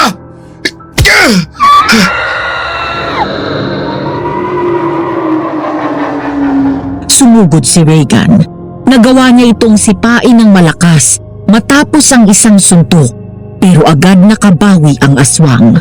Yumapos ito sa bewang niya, sabay takbo at malakas na binangga ang puno sa likod nito.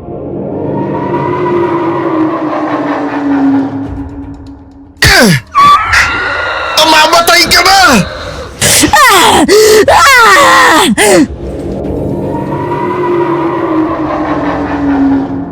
Ang kwento ni Reagan sa akin ay sinabayan niya ng dasal nang saksakin ng aswang ng 2 beses. Pagkatapos ay tinuhod niya ito ng 3 beses ng malakas, saka muling sinipa ito. Sena! Saan ka pupunta? Hindi ka pwedeng lumapit sa kanya. Gusto kong panoorin mo kung paano mamamatay ang babaeng yan sa kamay ng sarili niyang ina.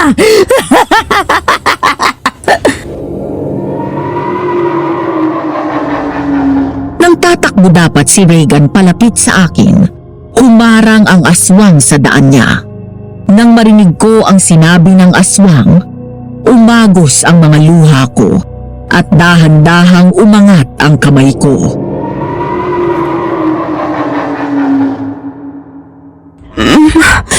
Mami. Ha? Anong nangyari? Hindi!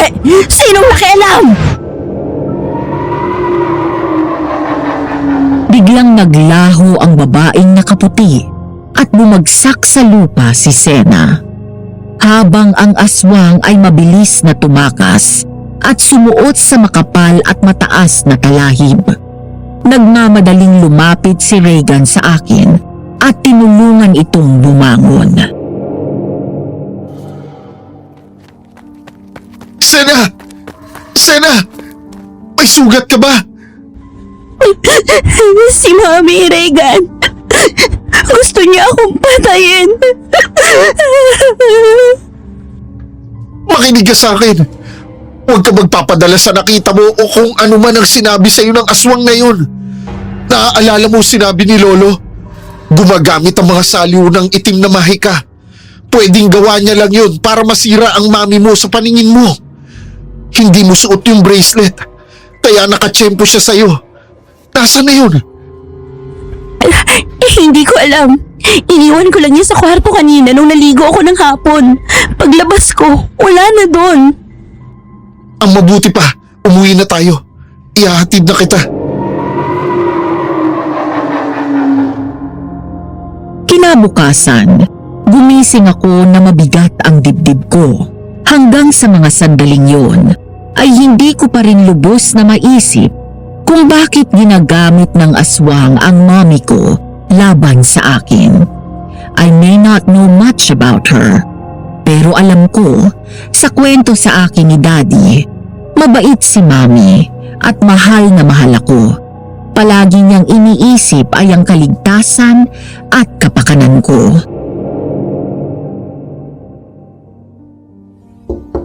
Senyorita, Oo, ate.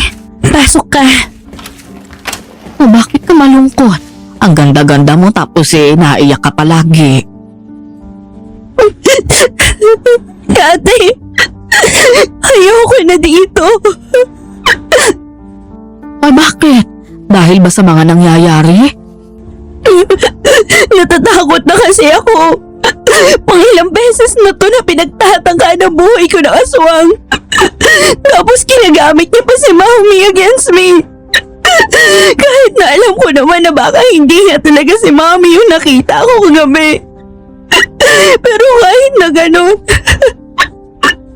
ang sakit pa rin na nasa ganoong paraan kami nagkaharap. Senyorita, huwag kayong magpapadala sa nakita ninyo. Yan ang gusto ng aswang. Ang masira ang pagtingin mo sa nanay mo. At naniniwala ako na matatapos din ito. Manalig ka sa Diyos. Thank you, Ate Betchay. I'm grateful na ikaw yung nandito sa tabi ko. Kung sa iba siguro, baka iniwan na ako dahil sa takot. Aba, ay loyal ata ang alalay mo, ma'am. Ano bang tsulalay? Pamilya na ang turing ko sa'yo. Kayo na lang ang meron ako. Ikaw, si Yaya, at si... Regan?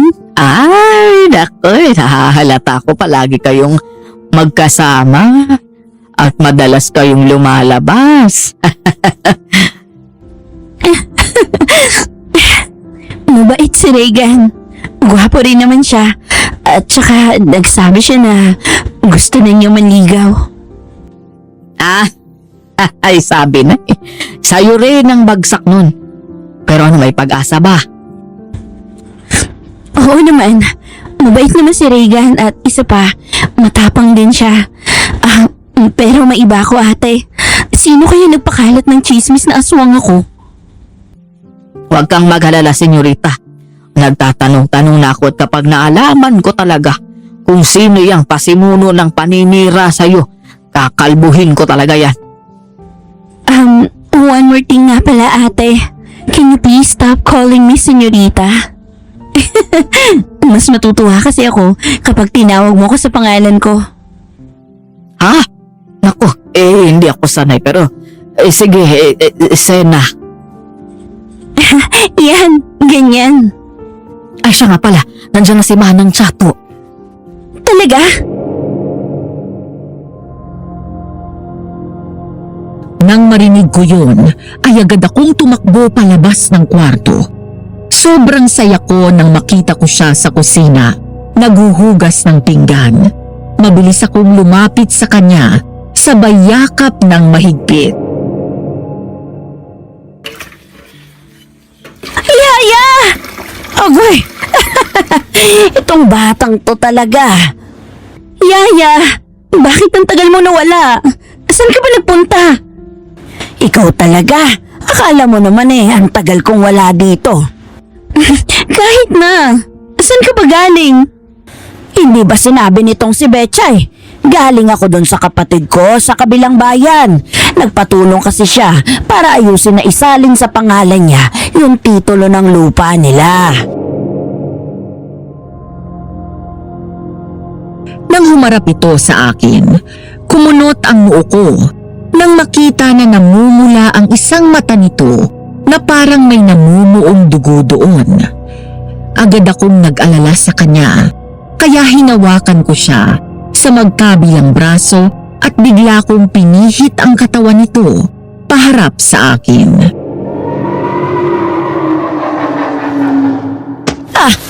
Aray ko! Ay, sorry, Yaya. Humawak ito sa balikat nito at maingat na ginalaw at inunat ang likod. Nagtaka ako nang dumaing ito habang bahagyang lumayo sa akin.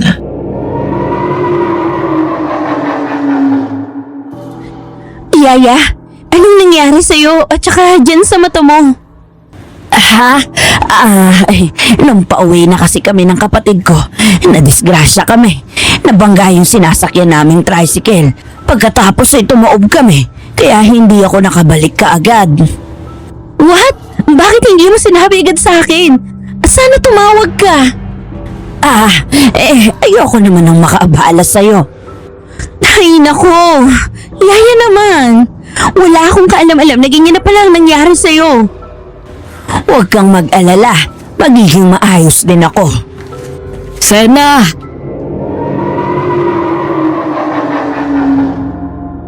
Lumingon ako nang marinig ang boses ni Ate Betchay. Pumasok ito sa pinto doon sa kusina. Nang makita ako, ay saka inangat ang bracelet na bigay sa akin ni Regan na bigla na lang nawala.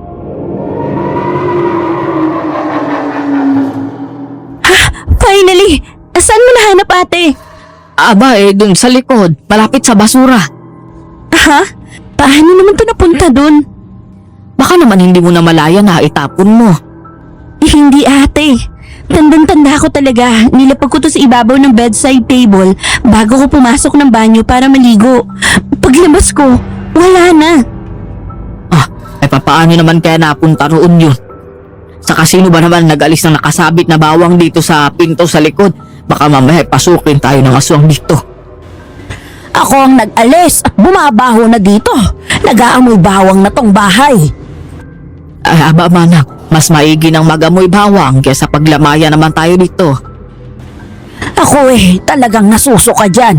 Sandali nga at may gagawin ako sa likod. Nakakapagtaka na nagmamadaling lumabas si Yaya Chato. Ilang sandali pa ay dumating naman si Regan. Sena? Regan, pasok. Ano? Handa ka na ba? Oo, Saan kayo pupunta? doon sa bahay sa Burol. Halika ate, sama ka. Oo nga pala.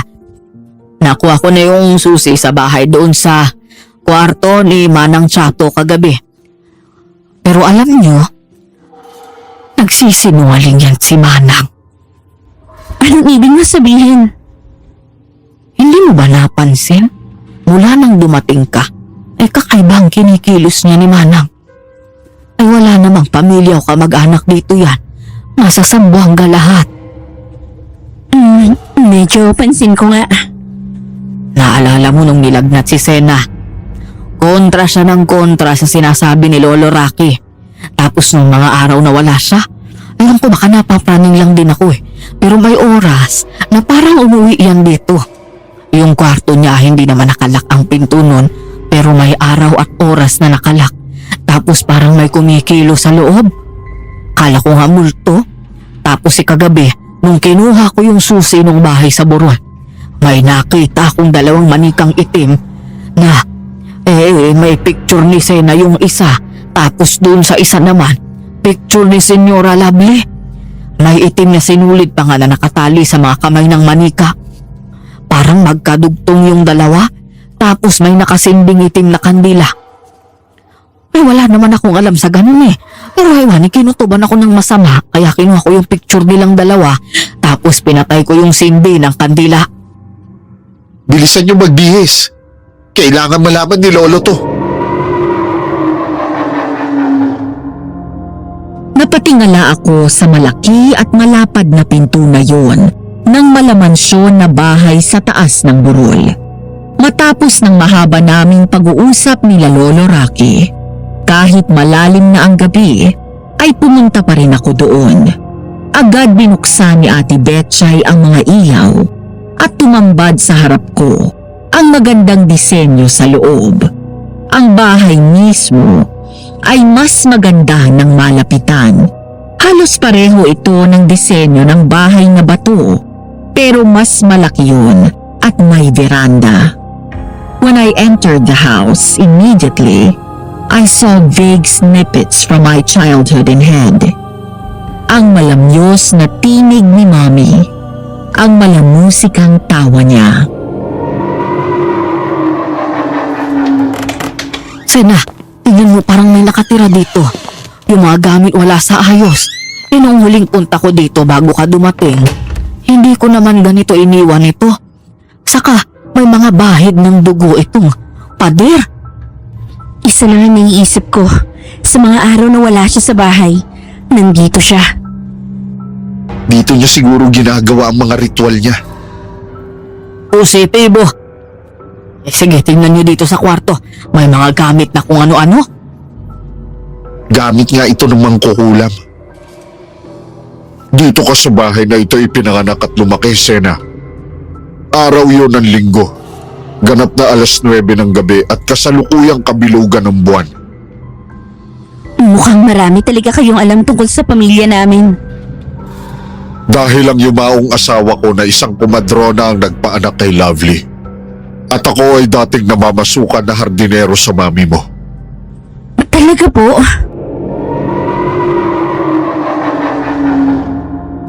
Nag-ikot-ikot kami sa bahay. Maayos na maayos pa yon at maganda at matibay pa ang mga muebles. Palabas pa lang ako sa likod bahay nang biglang dumating si Yaya Chato. Anong ginagawa niyo dito? Paano niyo nakuha ang susi dito sa bahay? Aba, bakit ikaw ba ang may-ari niyan? Itong si Manang, yung tono mo parang pagmamay-ari mo naman ito. Pinakuha ni Senyorita yung susi sa kwarto mo. Ang ibig kong sabihin, hindi niyo sinabi na pupunta kayo dito. Do I have to ask for your permission, Yaya? Hindi. Hindi naman, anak. Mas gusto kong dito tumira, Ate Betchay. Mas magaan ang pakiramdam ko dito. O di naman tayong lumipat dito, sabihin mo lang kung kailan.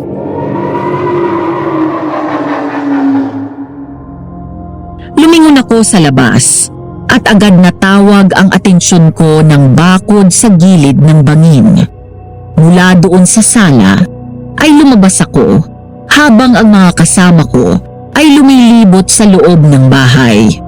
Malawak ang bakura na yon, pero sa dulo ay ang bangin na hinaharangan sa paligid ng wooden fence. Lumapit ako doon at tumingin sa ibaba. Matarik yun at may mga matatalas na bato sa ibaba kung saan humahampas ang malakas na alon. Hanggang sa hindi ko namamalayan na matagal na pala akong nakatayo doon.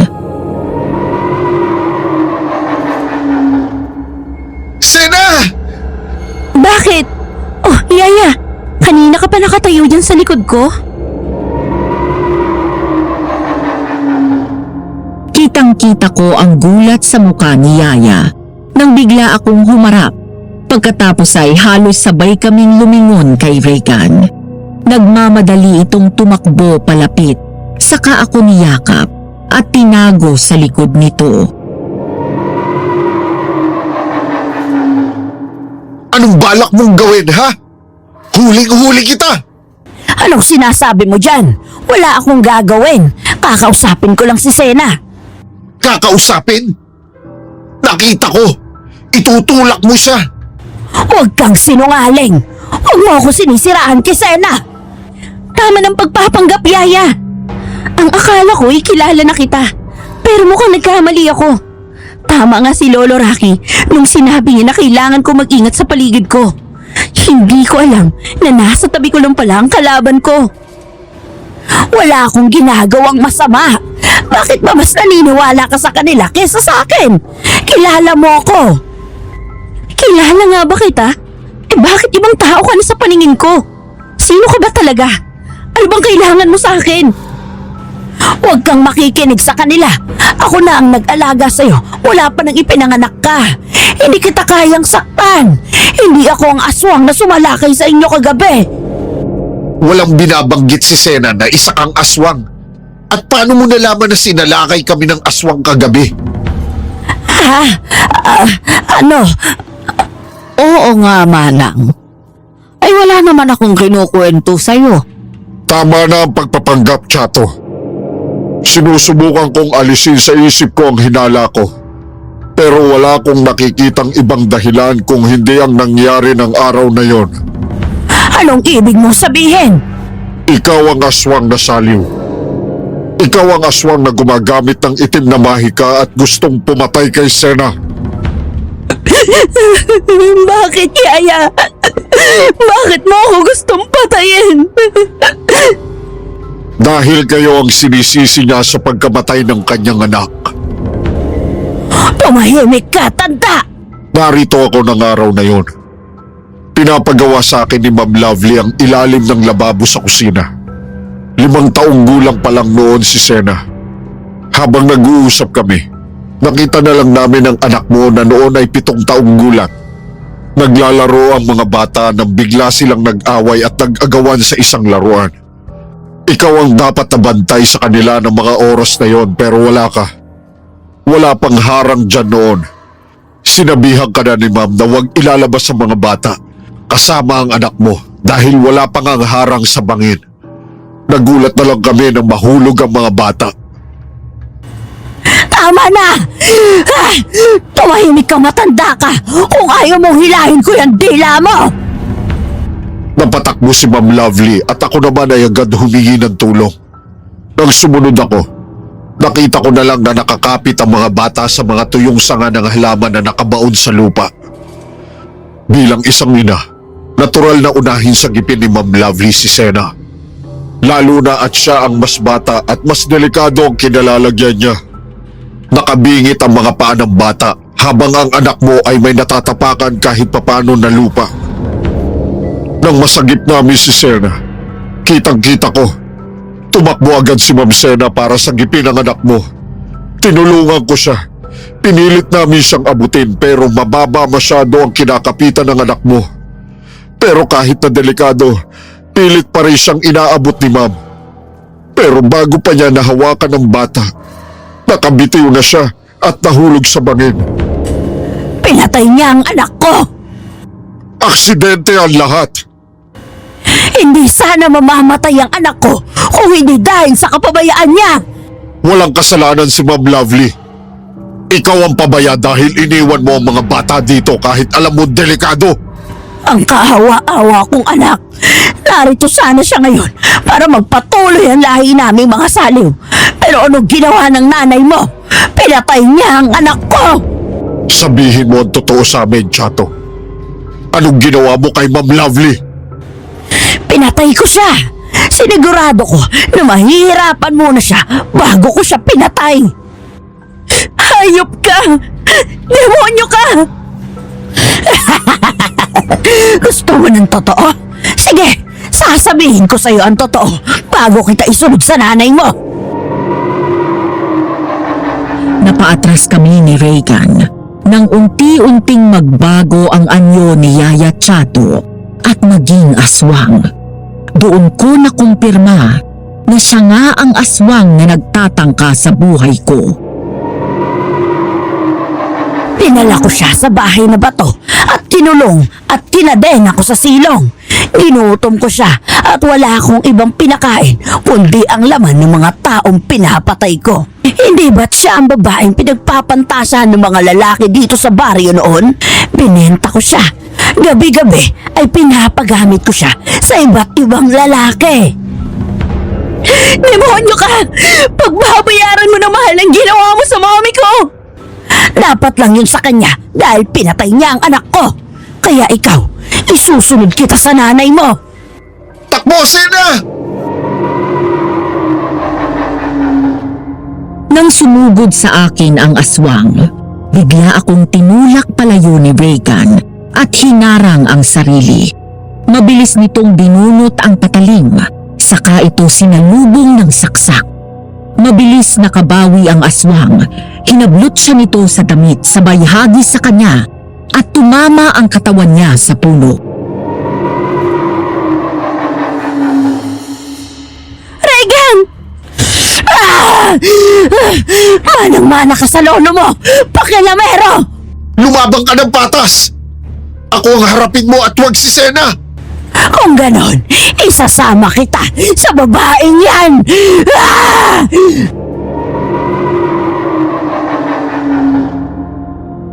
Nang makatayo si Reagan, ay sumugod muli ang aswang at pilit inaabot ang katawan nito para kalmutin, gamit ang matalas na mga kuko sa kamay.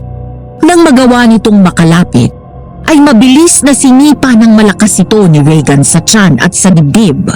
Napaatras ang aswang, pero mabilis ding nakabawi.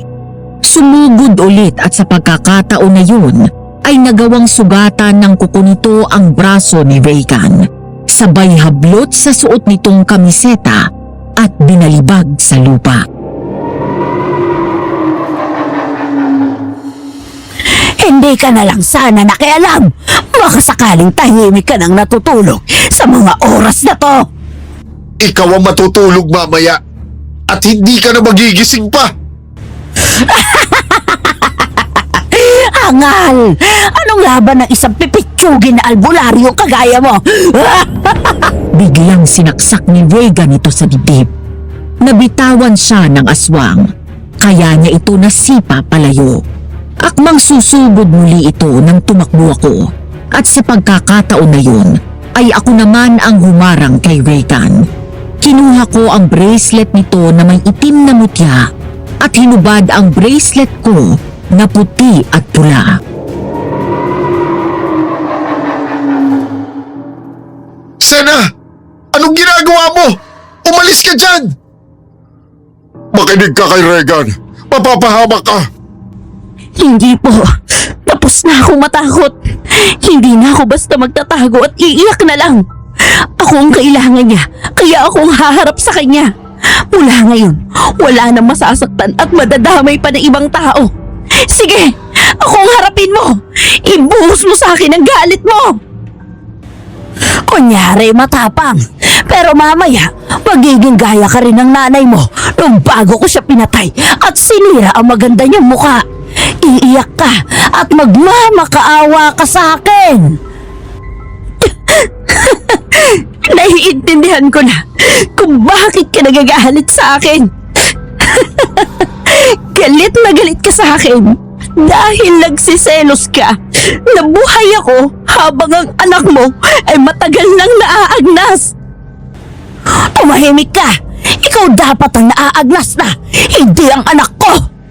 Hindi ka nagagalit na namatay ang anak mo. Mas kinagagalit mo na wala na magpapatuloy sa lahi niyo mga aswang. Tama? Iyon ang mas importante sa'yo. Alam mo, naaawa ko sa anak mo dahil wala pa siyang alam sa mundo. Pero ang iniisip na ng nanay niya ay kung paano siya papatay ng tao. Hindi totoo yan! Iyon ang totoo. Aminin mo man o hindi, iyon ang katotohanan. Mas mahalaga sa iyo ang pagpapatuloy ng lahi niyo kaysa sa buhay ng anak mo. Hindi! Hindi totoo yan! Wala kang alam! Sena! Walang makikialam!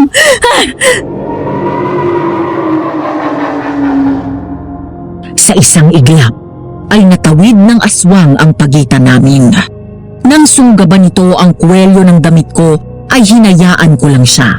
Hiniga ako ng aswang sa wooden fence sa may bangin at inambahan na ihuhulog ako doon. Mariin niya akong hinawakan sa damit habang nakatitig lang ako sa kanya ng diretsyo sa mata.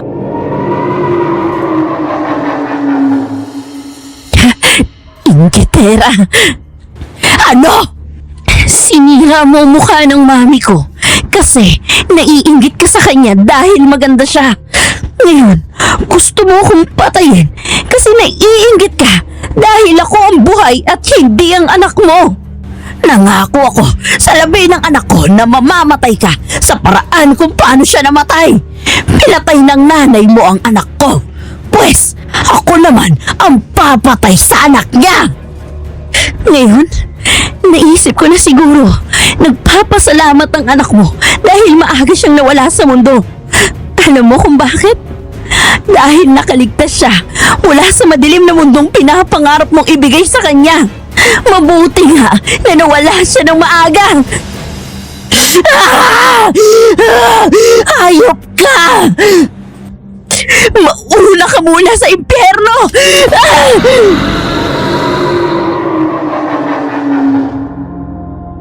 Nang idikit ko sa mukha nito ang dalawang bracelet, kasabay nito ay biglang sinaksak ni Reagan ang aswang mula sa likod.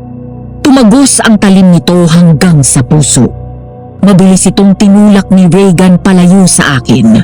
Nagpagewang-gewang ito ng lakad habang tuloy-tuloy na umaagos ang dugo sa bibig nito. Napalingon ako At doon ko lang napansin na nagdarasal si Lolo Rocky. Maya-maya ay biglang umihip ang malamig at malakas na hangin.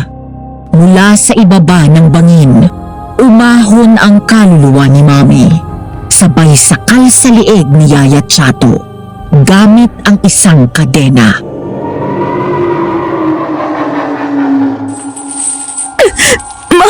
Mami! Mami!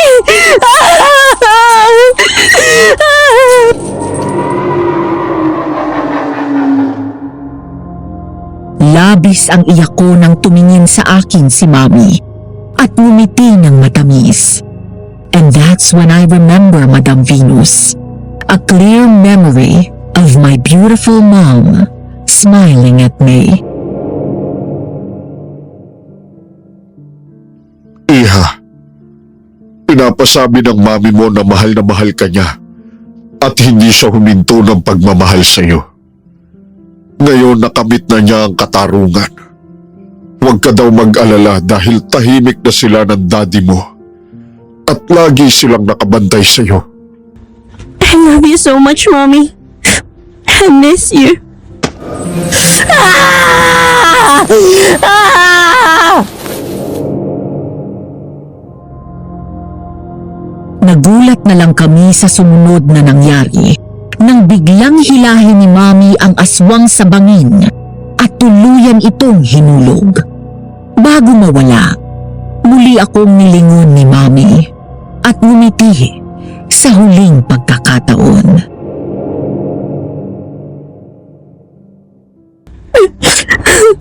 Bye, Mommy.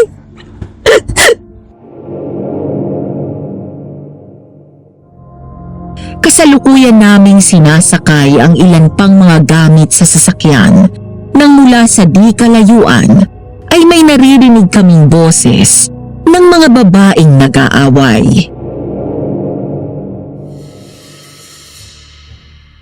Hoy, Regan! Pumunta ka na nga doon sa tindahan. At si Betchay, hayon, nakikipag-away. Po! Halika, bilis! Agad kaming tumakbo sa tindahan at nakita namin si Ate Betchay na nakikipagsabunitan. Nakahiga pa ang kaaway nito sa lupa habang nakasakay siya dito na walang iba kung hindi si Leslie. Kaya naman pinagtulungan namin siyang ilayo dito. Wala kang konsensya? Walang yaka? Halika nga rito at kakalbuhin talaga kita. Aray, tama na! Ano ba? Ate, tama na yan! Yan yung babaeng yan. Yan ang nagpapakalat ng chismis dito sa atin na ikaw daw ang aswang. Ano, walang hiya ka? What? Leslie, ikaw? Bakit mo naman ginawa yun? Kasi isang gabi nakita ko yung aswang na pumasok sa likod ng bahay niyo. Sa halip na sabihin mo kami, sinamantala mo ang nakita mo at ginamit yung laban sa akin para siraan ako? Malay ko ba na si Manang Chato pala yung totoong aswang? Yun na nga eh. Hindi mo alam tapos basta ka na lang ng bintang. Aminin mo na kasi ang totoo. Kaya mo sinirahan si Sena dahil nagseselos ka. Naiinggit ka dahil dati ikaw ang pinagkakaguluhan ng mga lalaki dito at nililigawan. Nung dumating ang senyorita, nabaling na sa kanya ang atensyon ng mga lalaki dito at mas lalong hindi mo matanggap dahil siya ang pinapansin at kinakausap ni Regan. Ang gitera nito? Alam mo bang pwede kang mademanda sa ginawa mo? Paninirang puri ang ginawa mo. Alam mo ba kung gaanong emotional at mental stress ang binigay mo kay Sena? Sorry. Nagselos lang talaga ako eh. Ay, Leslie, alam mo ba kung saan nagsimula ang lahat? Kung bakit namatay yung mami ko at nagkaganon si Yaya Chato? Iyon ay dahil sa inggit at selos. Alam mo, habang maaga pa, itigil mo na yan. Dahil ng sobrang inggit at selos, maaari kang makapahamak ng buhay ng iba. Kagaya ng nangyari sa akin. At Katulad ng ginawa mo. Dahil dyan, pinatay ni Yaya ang mami ko. Sa huli, sarili mo pa rin ang ipapahamak mo. Kapag narinig ko pang siniraan mo ulit ang senyorita, malalagot ka talaga sa akin. Tama na yan, ate. Halika na. Aalis na tayo. Nang makarating kami sa bahay sa Burol, habang binababa ng mga inupahan naming tao ang mga gamit, lumabas ako malapit sa may bangin at tumanaw sa malawak na dagat. Ang una kong pinagawa sa lugar na yon ay pataasan ang bakod sa paligid ng bangin para wala nang mapahamak. Okay ka lang? Oo naman. Masaya ka na? Oo, natahimik na sa wakas ang kalooban ko. Masaya ako para sa'yo pero mas magiging masaya ako kapag pumayag ka na ligawan kita. Sa wakas, nagsabi ka na rin. Sa dinami-dami ng mga lalaki na gusto ko ligawan, alam mo ba, lahat sila itinanggihan ko. Dahil ikaw ang hinihintay ko na manligaw sa akin. Sorry, medyo natorpe lang. Pero talaga ba? Manliligaw ka? Oo, simula ngayon. Oh, bulaklak para sa pinakamagandang babae na nakilala ko. Akala ko ba ayaw mo sa maganda? Hindi ko naman sinabing ayoko. Pero syempre gusto ko. Hindi lang yun ang tinitingnan ko sa babae kung hindi pati ang ugali niya. Saka, iba ka eh. Iba ang tama mo sa akin. Kaya mula ngayon, susuyuin kita hanggang sa mapasagot kita. Okay, tingnan natin kung hanggang saan ang kaya mong gawin at kung gaano katagal mo kaya maghintay. Hindi ako susuko sa'yo, Sena. At gaya ng pangako ko sa'yo, hindi ako aalis sa tabi mo. Maraming salamat sa lahat, Regan. Kahit ano, para sa'yo, Sena. Ang bahay na bato sa baba ng Burol ay pinabless namin. Hindi namin yun binenta at ginawa naming restaurant na ngayon ay patok na sa mga customers. Ang sabi ng matatanda doon, ang paring pugot ang ulo na nakikita doon sa bahay ay baka daw ang dating pari na nakatira doon na pinatay ng mga Kastila. Yun ay bago pa nabili ng mga ninuno ko ang bahay na yon. Sa ngayon ay naninirahan na ako sa bahay sa Burol. Mabuti na lang at wala siyang kinalaman sa aswang. Hindi naman nagtagal, sinagot ko rin si Regan at ngayon nga ay 3 buwan na akong buntis at kinasal na kami noong 2023. Kung mayroon man akong pinagpapasalamat kay Dad at sa lolo at lola ko na nagpalaki sa akin, tinuruan nila akong huwag mainggit at magselos sa kapwa ko. Tinuro nila sa akin na ang bawat tao ay may sariling biyayang nilaan ang Diyos. Ang ginawa ni Yaya Chato ay nagpapatunay ng maaaring resulta ng sobrang inggit sa katawan, na ang sobrang selos ay maaaring magdala sa iyo ng kapahamakan sa huli. Hanggang dito na lamang po at maraming salamat. Sana'y may natutunan kayo at nagustuhan ninyo ang aking kwento. Nagmamahal, Sena.